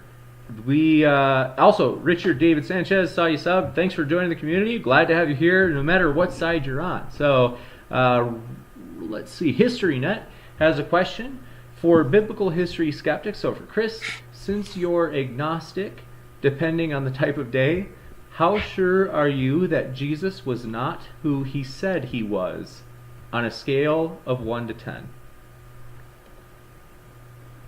Okay, first, HistoryNet, you're funny. He knows I'm agnostic. He's just struggling. On a scale from 1 to 10, that Jesus wasn't who he said he was. I mean, okay. This is one reason I also dislike a lot of things Richard Carrier does, is putting arbitrary numbers on things. I don't think they're very good. I'm agnostic on whether or not Jesus is who he said he was. Like, I think he did proclaim to be the Messiah. I don't think he ever proclaimed to be God or anything like that. But yeah, I would. Can we have like, if we do 1 to 10, where 5 is philosophical agnostic on that? There we go. I don't guess we can ever have like a 10-second. We didn't discuss it beforehand, so I'll defer to the debaters, all the speakers, whatever you guys think. If you want to allow the other side to give a quick response on He some. wants to respond to me or whatever. Sure, quick. Okay. There's been lots of books that have Jesus proclaiming to be God in the Synoptics, doing things that only God could do. At the trial, for example, in Mark 14, Jesus quotes he quotes Daniel 7 about the Son of Man coming down with the clouds of heaven, judging everybody. So. Yeah. Scholars, New Testament scholars, they concur that this is not just a mere person. This is a divine claim. He could forgive sins in Mark 2 and so much more. Yes, very quickly. You're being able to perform very, very special miracles, not very particular to Jesus. Only the circle drawer also claimed to be able to do that. And the Son of Man thing, I'm having debates over because I'm the son. I'm going to have to ask my friend Brack about this because he is an Orthodox Jew and specializes in Second Temple Judaism. But I'm not even sure that Son of Man is referring to God. Divine being, sure. If he was saying that he was divine in some, like a divine being of some kind, sure, I can see that. The Messiah is divine, but... Read Daniel 7. He's placing himself with an equivalent to God.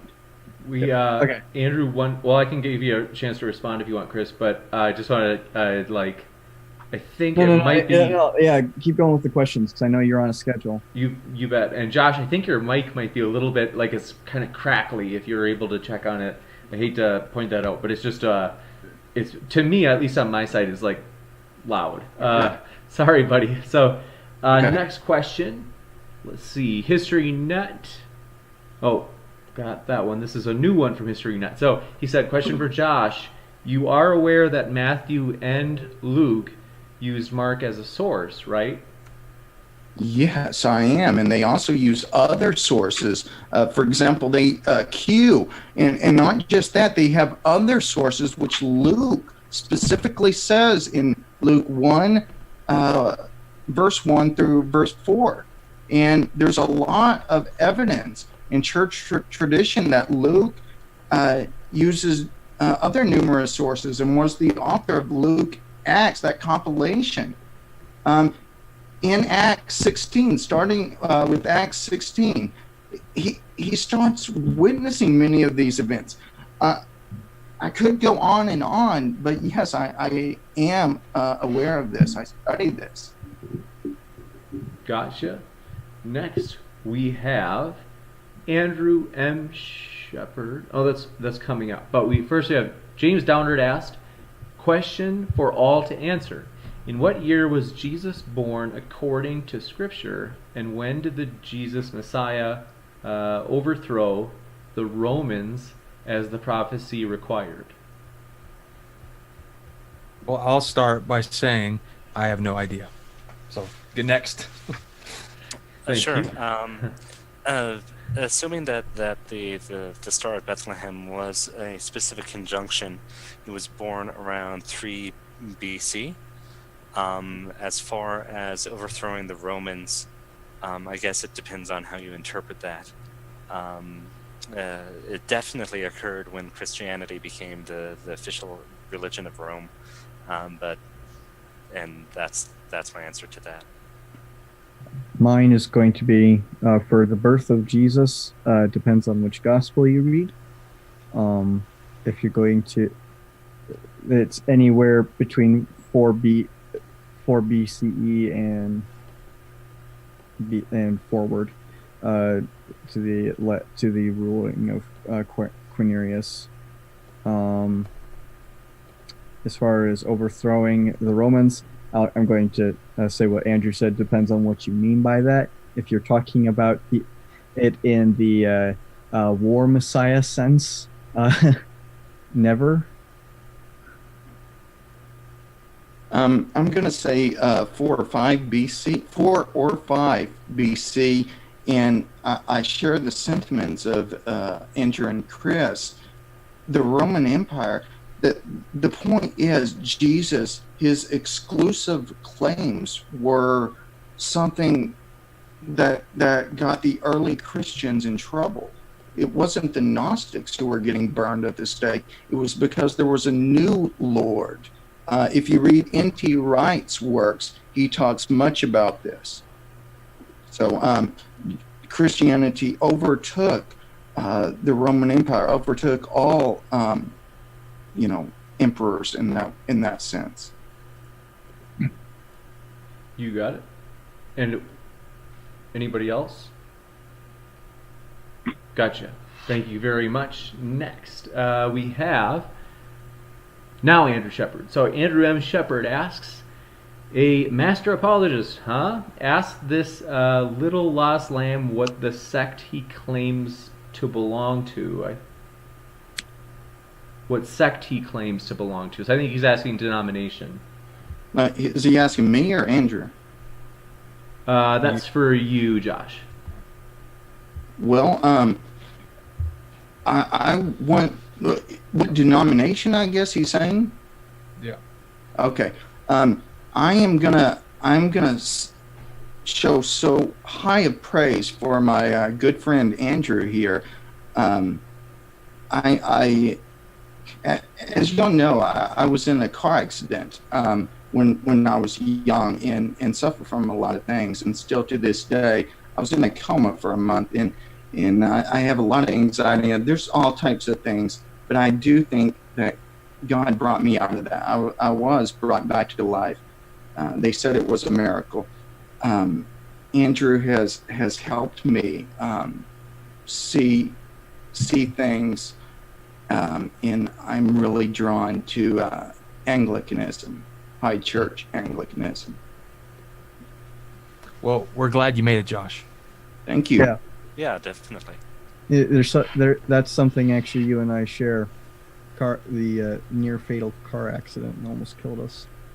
Yeah. Well, thank you for all of your answers on that. And next question, James Downard, it is James. All right. He said, I have to ask again, based on the Bible, is slavery okay or not? And how can any laudable morality rest on an answer of yes, the Bible was okay with slavery? Okay, who is that for? Yeah, yeah. All to answer, so for everybody. I'm no expert in it. I just know, I know the abolitionists also tried to use scripture, a lot of New Testament stuff to abolish slavery. So it's kind of convoluted and ambiguous, but I think that, I don't know which one it is, but it's like there is neither slave nor free, nor Jew, nor Gentile. They're all one in Christ. That's the one that pops into mind. That's like, oh, maybe slavery isn't good anymore. But I have no idea. So, if I can go, Paul said that numerous times. There's neither slave nor free, neither male nor female, neither Greek nor Gentile. I'm paraphrasing, of course. Yeah. If you look at the book of Philemon, that has had more impact on civilization than anything. What motivates a person is not just, reason or logic. It's a movement. It's trusting in a person, not having every answer, but trusting in a person. That's what moves people. That's what moved me to do more than what the doctors said for me to do. That's what led me to get up every morning and to study and to learn how to walk again, to learn so many things all over again. It's because of Christianity that the university system started, that science started, that slavery was abolished twice. It's because of Christianity that those things happen. Chris, do you want to go? You can go. Sure. All I would say is that if we're going to interpret Scripture, we have to look at the context of the religion that interprets it, which means that we have to go back to how the early church fathers and the primitive church looked at it. And the primitive church said that usury was as grave a sin as murder. And the type of slavery that would happen would come from usurious debt, basically. And just riffing off of what Josh said, Christianity has eliminated slavery twice. The first in roughly the first 1,000 years, as everyone followed Paul's advice to take your freedom if you could get it, and then the second time in the modern abolition movements. Talking about William Wilberforce of England. That's right. Very good yeah. Anglican. And so I guess I would say that the true test of a moral system is whether or not the people who strive to instantiate it do laudable things. Go Anglicans. Exactly. It's funny because Anglicans are the people are Christians I actually most side with. I'm a C.S. Lewis lover, so. Oh man, yeah. I have every published work of C.S. Lewis. I just love him. Nice. And I saw. Real quick, when it comes to, I want to address the slavery question real quick. When it comes to slavery, yes, it was acceptable in the Hebrew Bible. There are laws prescripting its use and how to use it, etc., etc., etc. It's not actively condemned in the New Testament, but Paul, someone claiming, if you go with what a lot of text scholars are saying right now, someone claiming to be Paul in Ephesians is saying is get your freedom when you can. It's not saying no slavery, but it's saying, if you can get free, get free. N.T. Wright actually thinks Paul wrote Ephesians. Yeah, I know N.T. Wright does, and I know of like 4 or 5 others that do, but it's not a very large majority to my knowledge. There is still a lot of debate over Ephesians, though. I wish we would have brought, talked about slavery more. The church, it was regulated in the Old Testament, but just as science progresses, theology progresses. I think God inspires us through this science and through other ways of learning. Why can't he do that with theology? There's something called progressive theology, which C.S. Lewis, N.T. Wright, a number of other people would affirm. And I think God reveals things to us through that process. Also, there's another aspect of that question that I don't think we answered, and it had to do with could it be like part of a moral framework or something like that? James, can you go through that again? The question from Surus?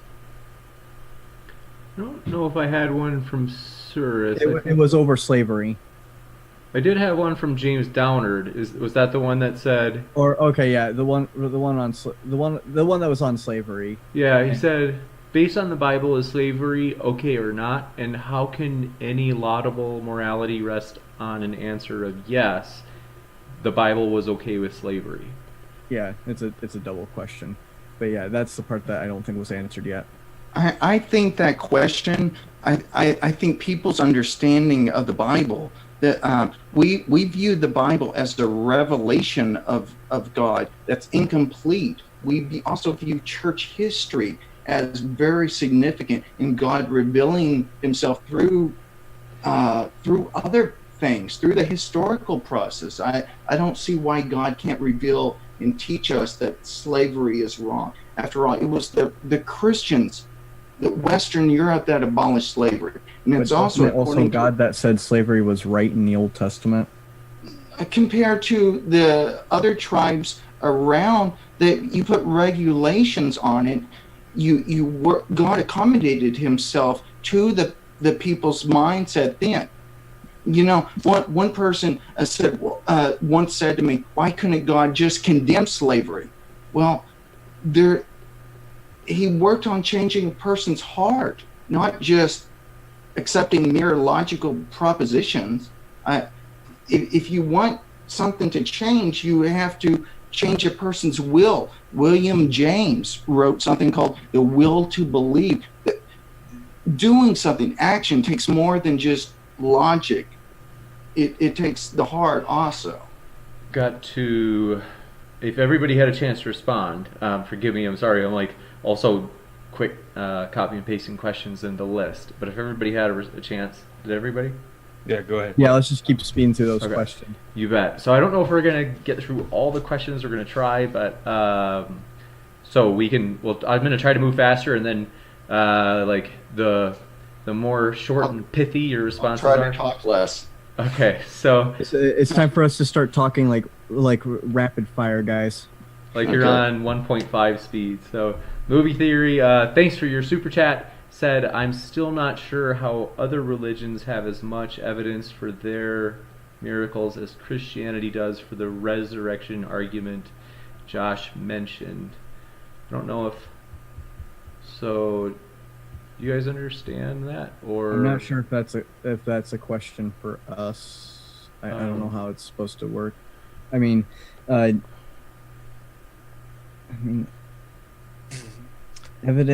evidence for miracles. I mean, the whole point of a miracle is that it's not common and not really, you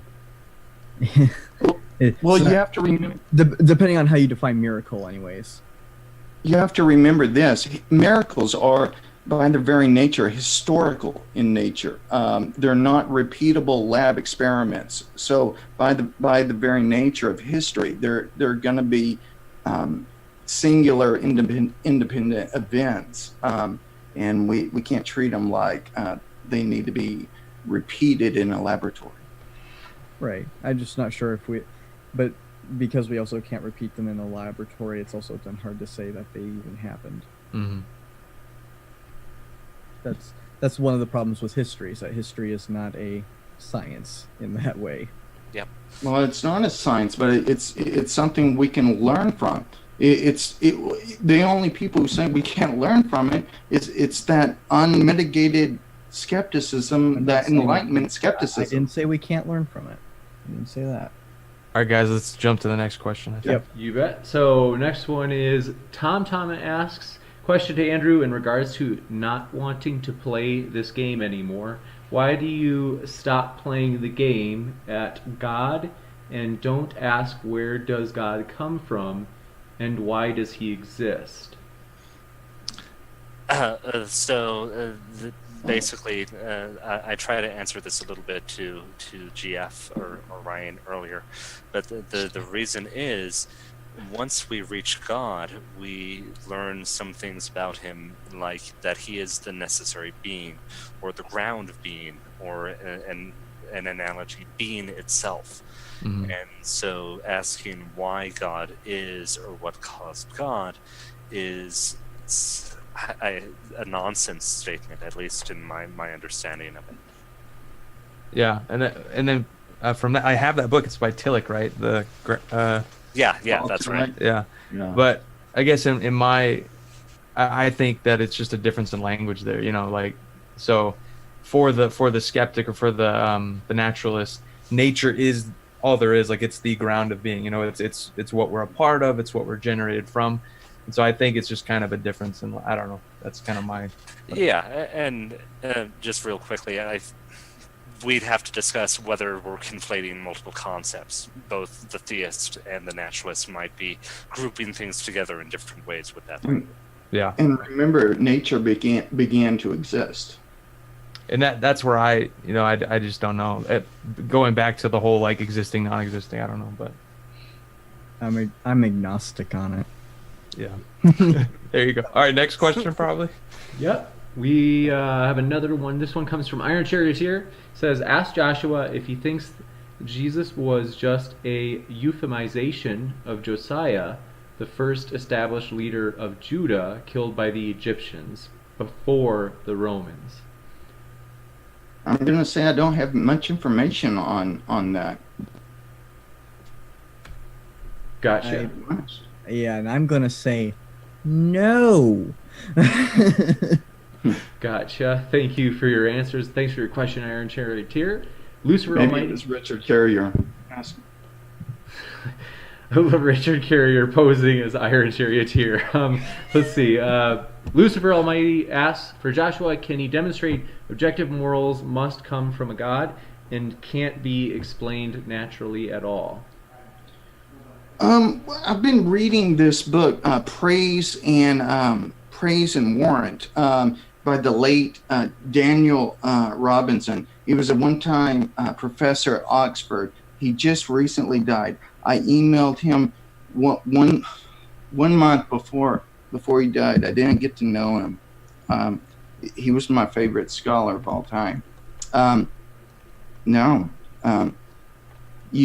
To make natural laws important that ought value, it has to be something that transcends our mere cultural milieu.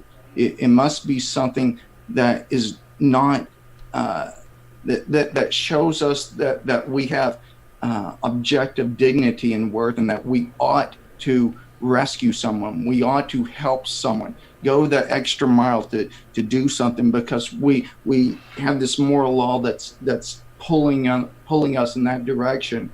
That's how we know we're created in the image of God. So no. Gotcha. Next, we have, thanks for your answers, thanks for your question. Tom asks, question for Josh, how can an individual like the Apostle Paul have an objective vision? Well, it wasn't a subjective vision. There were subjective visions that kept going on in the church, but he said his had extra physical characteristics, as it's showed in the book of Acts. So by Paul putting his appearance at the bottom of that list in 1 Corinthians 15, 3 through 8, I believe, he's trying to give an argument for his apostleship. So he thought it was not, I don't think he thought it was a physical appearance, but he thought it was an objective vision from God, which other people that were there could, saw the sunlight or saw something and heard something also. That doesn't mean it's just in your head. That's what Luke reports. Oh, okay. I might have missed something there, but like, didn't it say in one of them, like the people who were with him didn't see, but they heard or something? Yeah, that's what I'm talking. There's sorry, I might have missed it. Yeah, sorry. There's 3 different accounts in the book of Acts, and they all show extra mental activity, so that it just wasn't in their head. Extra confirmation. Yeah. Okay. Gotcha. Thanks so much. Next, Pine Creek asks, question for the theists: do you see Jesus in the Old Testament? If so, what is more likely, that Jesus was written into the New Testament texts, or that a deity prophesied these things to happen? Well, that's that old skepticism. What is more likely? Of course, the natural, there's more natural occurrences, right, than supernatural occurrences. Well, but look at it this way: there's more natural occurrences than there's more occurrences of agents, and we know agents do things. Am I supposed to say, if someone says to me, what's more likely, that you caused your own arm to raise or that it happened naturally? Well, it's a kind of a stupid question. Excuse me, I shouldn't say that about Pine Creek. I was trying to rephrase that. But I think they actually witnessed these things, and then after that, they went back to the Old Testament. Pine Creek, I apologize. I wasn't trying to call you or your question stupid. I am sorry. Thank you, Pine Creek, for your question, and Josh for your answer. And next we have Cirrus. I'm kind of alternating these, so some of them I moved up. I'll still try to get to all of them before we close the Q&A.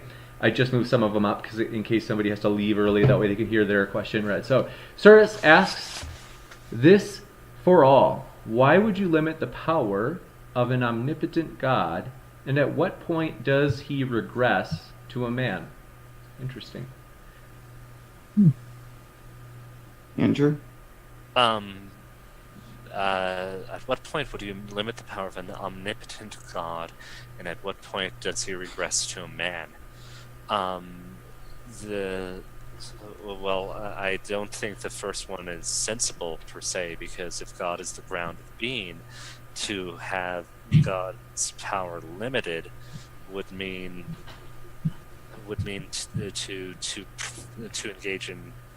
I'm not sure what that would mean, but basically, as long as God is both good and omnipotent, there is no necessary limit. Is the quick answer to that. The second one is basically it's the man when the powers are limited in any way, I would say, but I haven't really thought about that very much, so that's just off the cuff. Gotcha. I'll just give a naturalistic interpretation of that whole idea. Going back to the ground of being nature for secularists or for naturalists. Nature in relationship to every being, like every human being, is all powerful. Like it has, it is the sum of all power, right?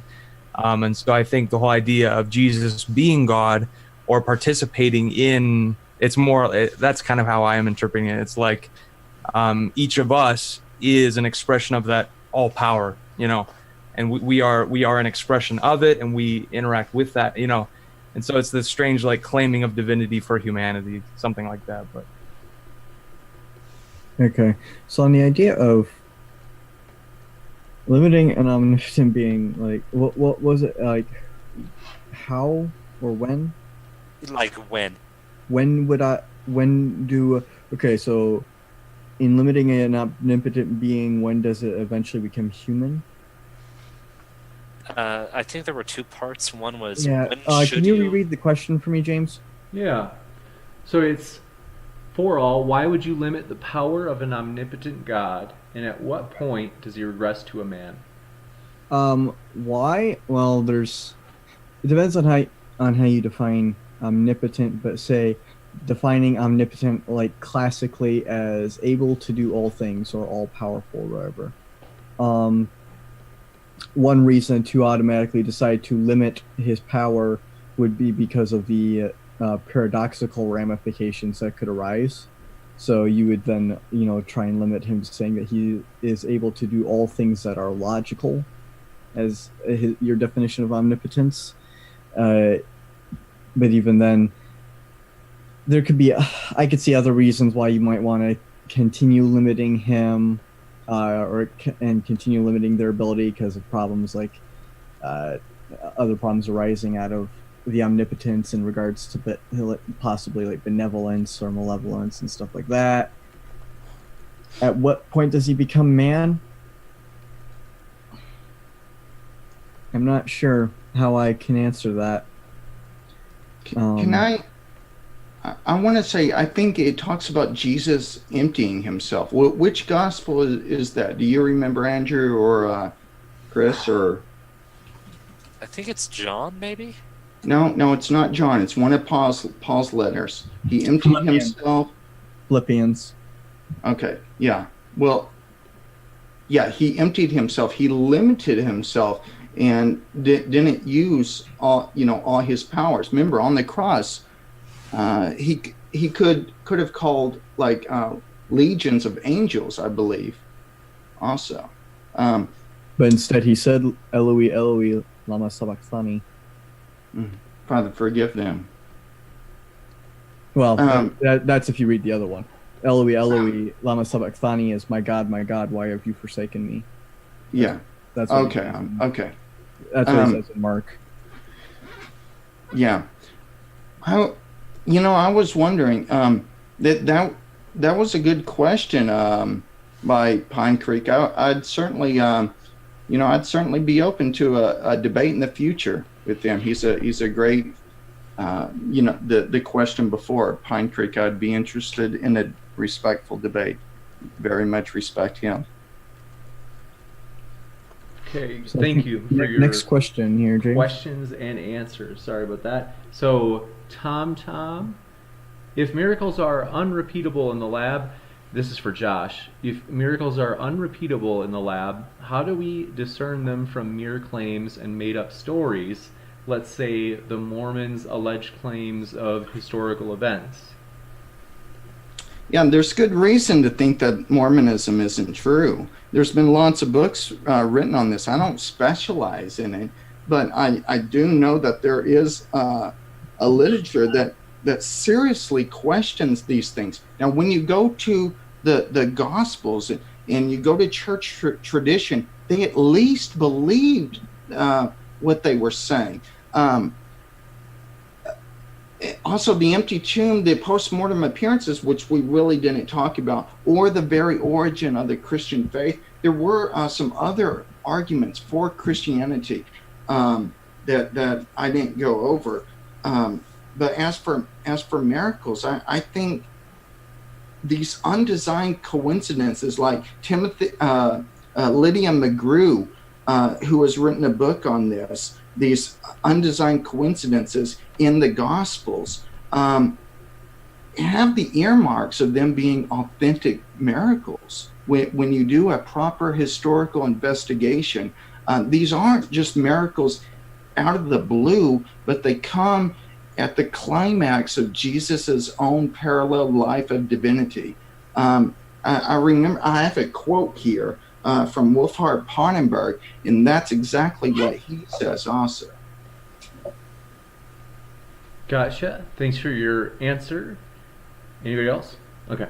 So next one, Tom, we got that one. So Got Sirius, thanks for that. And Pine Creek asked, question for the Christians: besides Paul, can they name one person who identified themselves in the first person and wrote themselves that they saw the risen Jesus?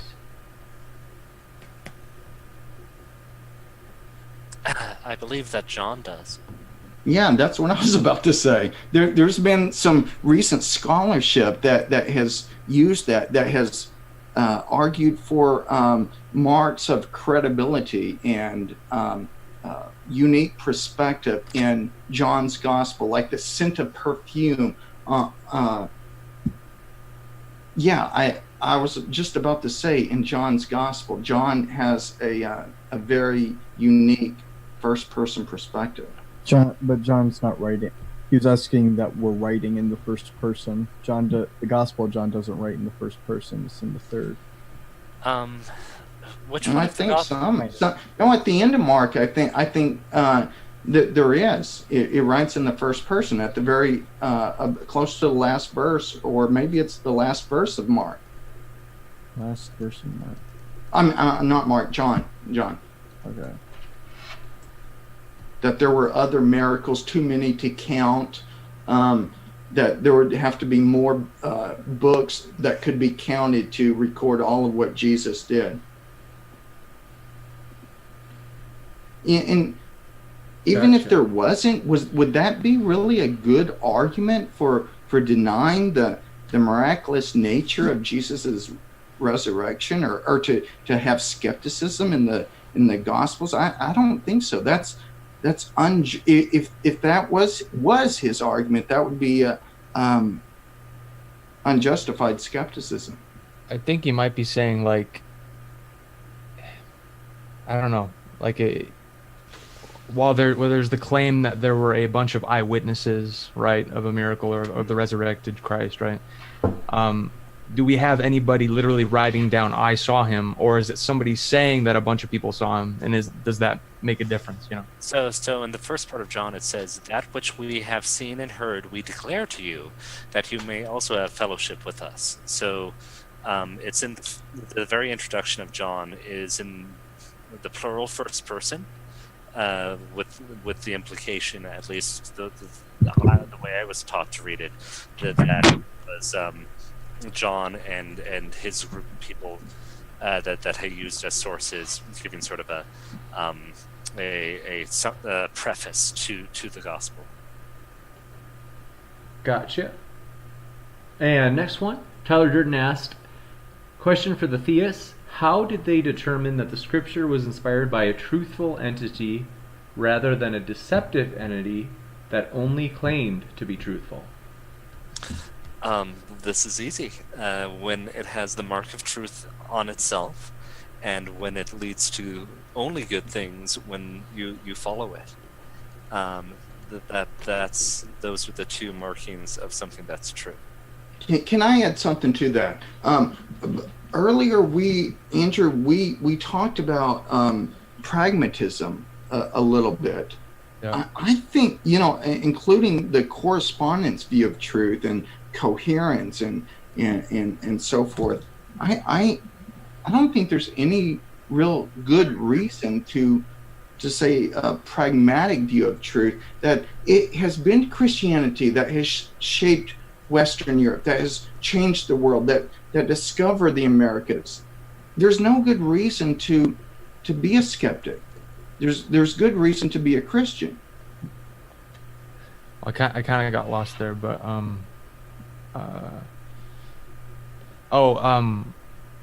okay, well, yeah. So Andrew's response was it's true in the way that when we follow what it says, only good things come, right? Or it fulfills its promises, right? Is that kind of?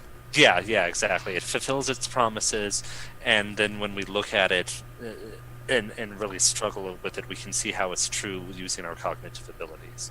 Okay. So that's the point, and yeah, exactly. Yeah, I think it really just depends on what. A lot of this is going to depend on also just what theory of truth you're abiding by. I'm not a pragmatist. I actually more tend to lean towards a constructivist theory of truth. So okay. And I think we have to do a combination, but yeah. the pragmatic people tend to sometimes downgrade that. There's no good reason to downgrade that if there's a multiplicities of ways to know something, and they all point like signposts pointed towards God, or signs of credibility in the Gospels. Well, yeah, maybe we can't know it for truth, but common sense shows we should follow this path. I'll also kind of add to this pragmatic view of it, that Buddhism prescribes like an eightfold path to escape suffering, to be liberated, and I would argue that there are many Buddhists who truly have walked that path, and it has confirmed the truth of Buddhism for them.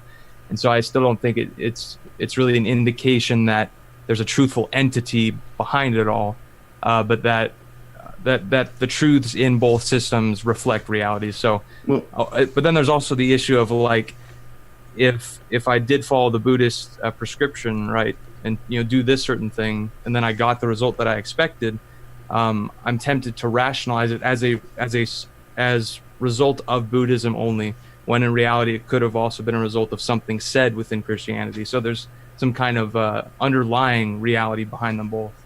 Yeah, I'm not saying that there aren't good things in other religions, but like when they deny the crucifixion, like Islam, or when they, haven't moved mountains, or, done the world so many things, like invent science, start the university system, et cetera, Buddhism is a piece of the pie, pointing to a larger truth that's found in the person of Jesus. That's what I would say. Okay. Yeah, and I just think that that's your focal point to which you're referencing everything else. And I think for the Buddhist, it might be similar. They might be tempted to say, look at Christianity, look how it resembles Buddhism, look how Christ resembles the Buddha. And so it's just a different, kind of on a different side of the same river or something like that. So, right. And just very quickly, we have to realize that the exclusivity claims of like Christianity are actually relatively unique in world religion. I concur. Like a Buddhist, in some sense, doesn't say that only Buddhism is the correct religion. That they're trying to solve a very concrete problem of how to escape suffering. Yeah. And I would say, where was Buddha when the university systems were being founded? Where was Buddha when slavery was being abolished twice? In some, I mean, I'm not an expert in Buddhism, but I know some views as like the Buddha is just kind of a nature, like an archetypal nature, that some Buddhists may even think Christ was an incarnation of that Buddha nature, kind of a match in consciousness or something like that, but in terms of like what Buddha represents, I still think it you're right. I read somewhere where like the reason why the West excelled, I don't even know, like the Eastern proclivity to detach from the world prevented it from excelling as much as we did with science and everything. But I don't know. And Rodney Stark, for the listeners, Rodney Stark has went over this a bunch, and I've read probably 7 or 8 of his books on this. Gotcha. You bet. Thanks very much. Yeah, let's move on. So, Pine Creek asks, question for the Christians, is there any historical claim in the New Testament that they think probably didn't happen in the past, or do they just believe everything they read?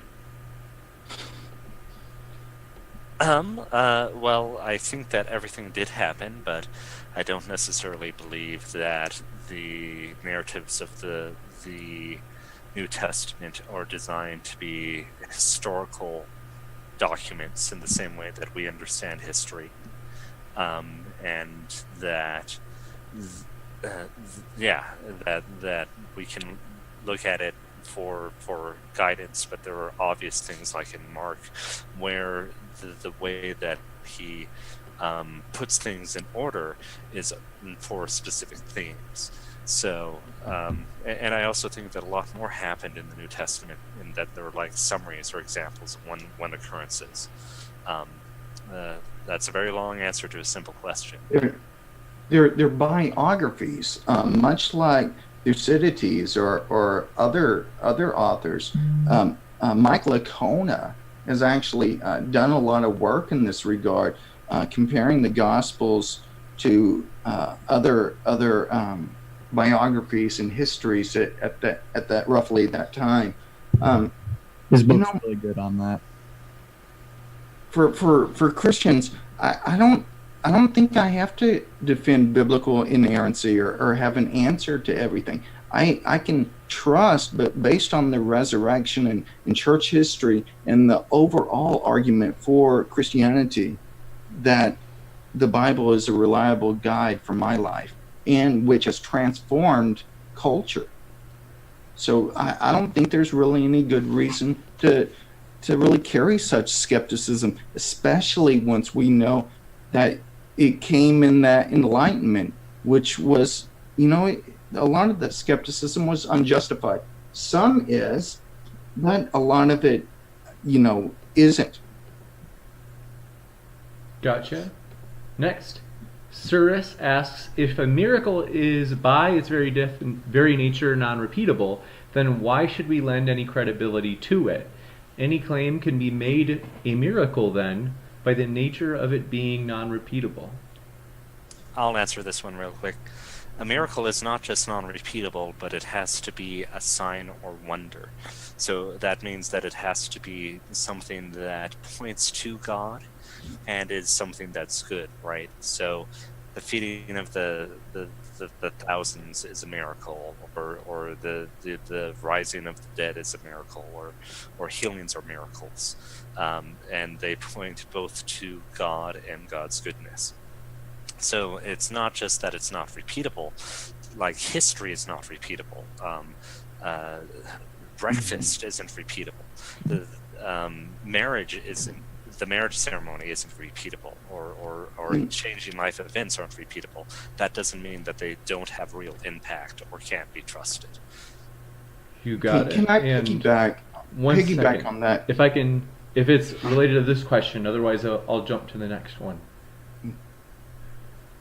Okay. What I just want to say ahead. is the verification principle, again, that I brought up, sees things, if they're only meaningful if you can understand them through the five senses in your immediate perceptions. History is not like that. That verification principle would get rid of art and music and the humanities and so much from world history that I teach. It's not a serious viewpoint. History is a different thing than the repeatable, than the sciences. But that's no reason to ignore it. I agree. Gotcha. And Pine Creek asks a question. Thanks for that one, Surus, by the way, and thank you for your answers. So Pine Creek asks, question for the Christians: do you believe Jesus killed directly or commanded the killing of babies, toddlers, and the unborn? And in parentheses he puts, if not Trinitarian, then so if you're not a Trinitarian Christian, if you're a Unitarian, then use Yahweh. No, I don't believe Jesus is a killer, and I don't think anybody does. Well, and this is probably, about the war declarations and Alamachites in the Old Testament. And I'll take a little bit of a different approach and say that God, being all-knowing, can engage in actions that we can't discern. Basically, only God can be a consequentialist, right? Because he has perfect knowledge and perfect power. And so God, in principle, can take action that doesn't make sense to us or appears to be counterproductive. I'm glad you didn't go the divine command theory route. No. I despise that sort of divine command theory. So thank goodness there's someone else that does. And I like that he's the only one who could be a consequentialist. I like that idea. Gotcha. And with that, I know that there were a couple of questions that we didn't get to. We were kind of a little bit past the Q&A, so forgive me for that. Just to kind of respect everybody's time, we went a little bit longer than expected. But as mentioned, thank you for your answers, and Pine Creek, thanks for your question. I was wondering if I could say something. Sure. I would respectfully, and I respect this whole community, and I'm glad y'all kind of understand my head injury and everything. I do. I respect y'all. I think we can grow. We can grow together. And I do a lot of things, just for laughs. And it's hard to interpret things on Twitter. But Pine Creek, I do would love to challenge you to a debate on modern debate. Yeah. Catch up with him on Twitter. Your mic's really Okay. cutting out a lot. We thank you for your comment or your answers from the speakers, and for your questions, everybody. And forgive me if I mispronounce this. Skavar, just saw you subscribe. Thanks for being a part of the community. We're glad to have you here. And if this is your first time here, feel free to hit that subscribe button.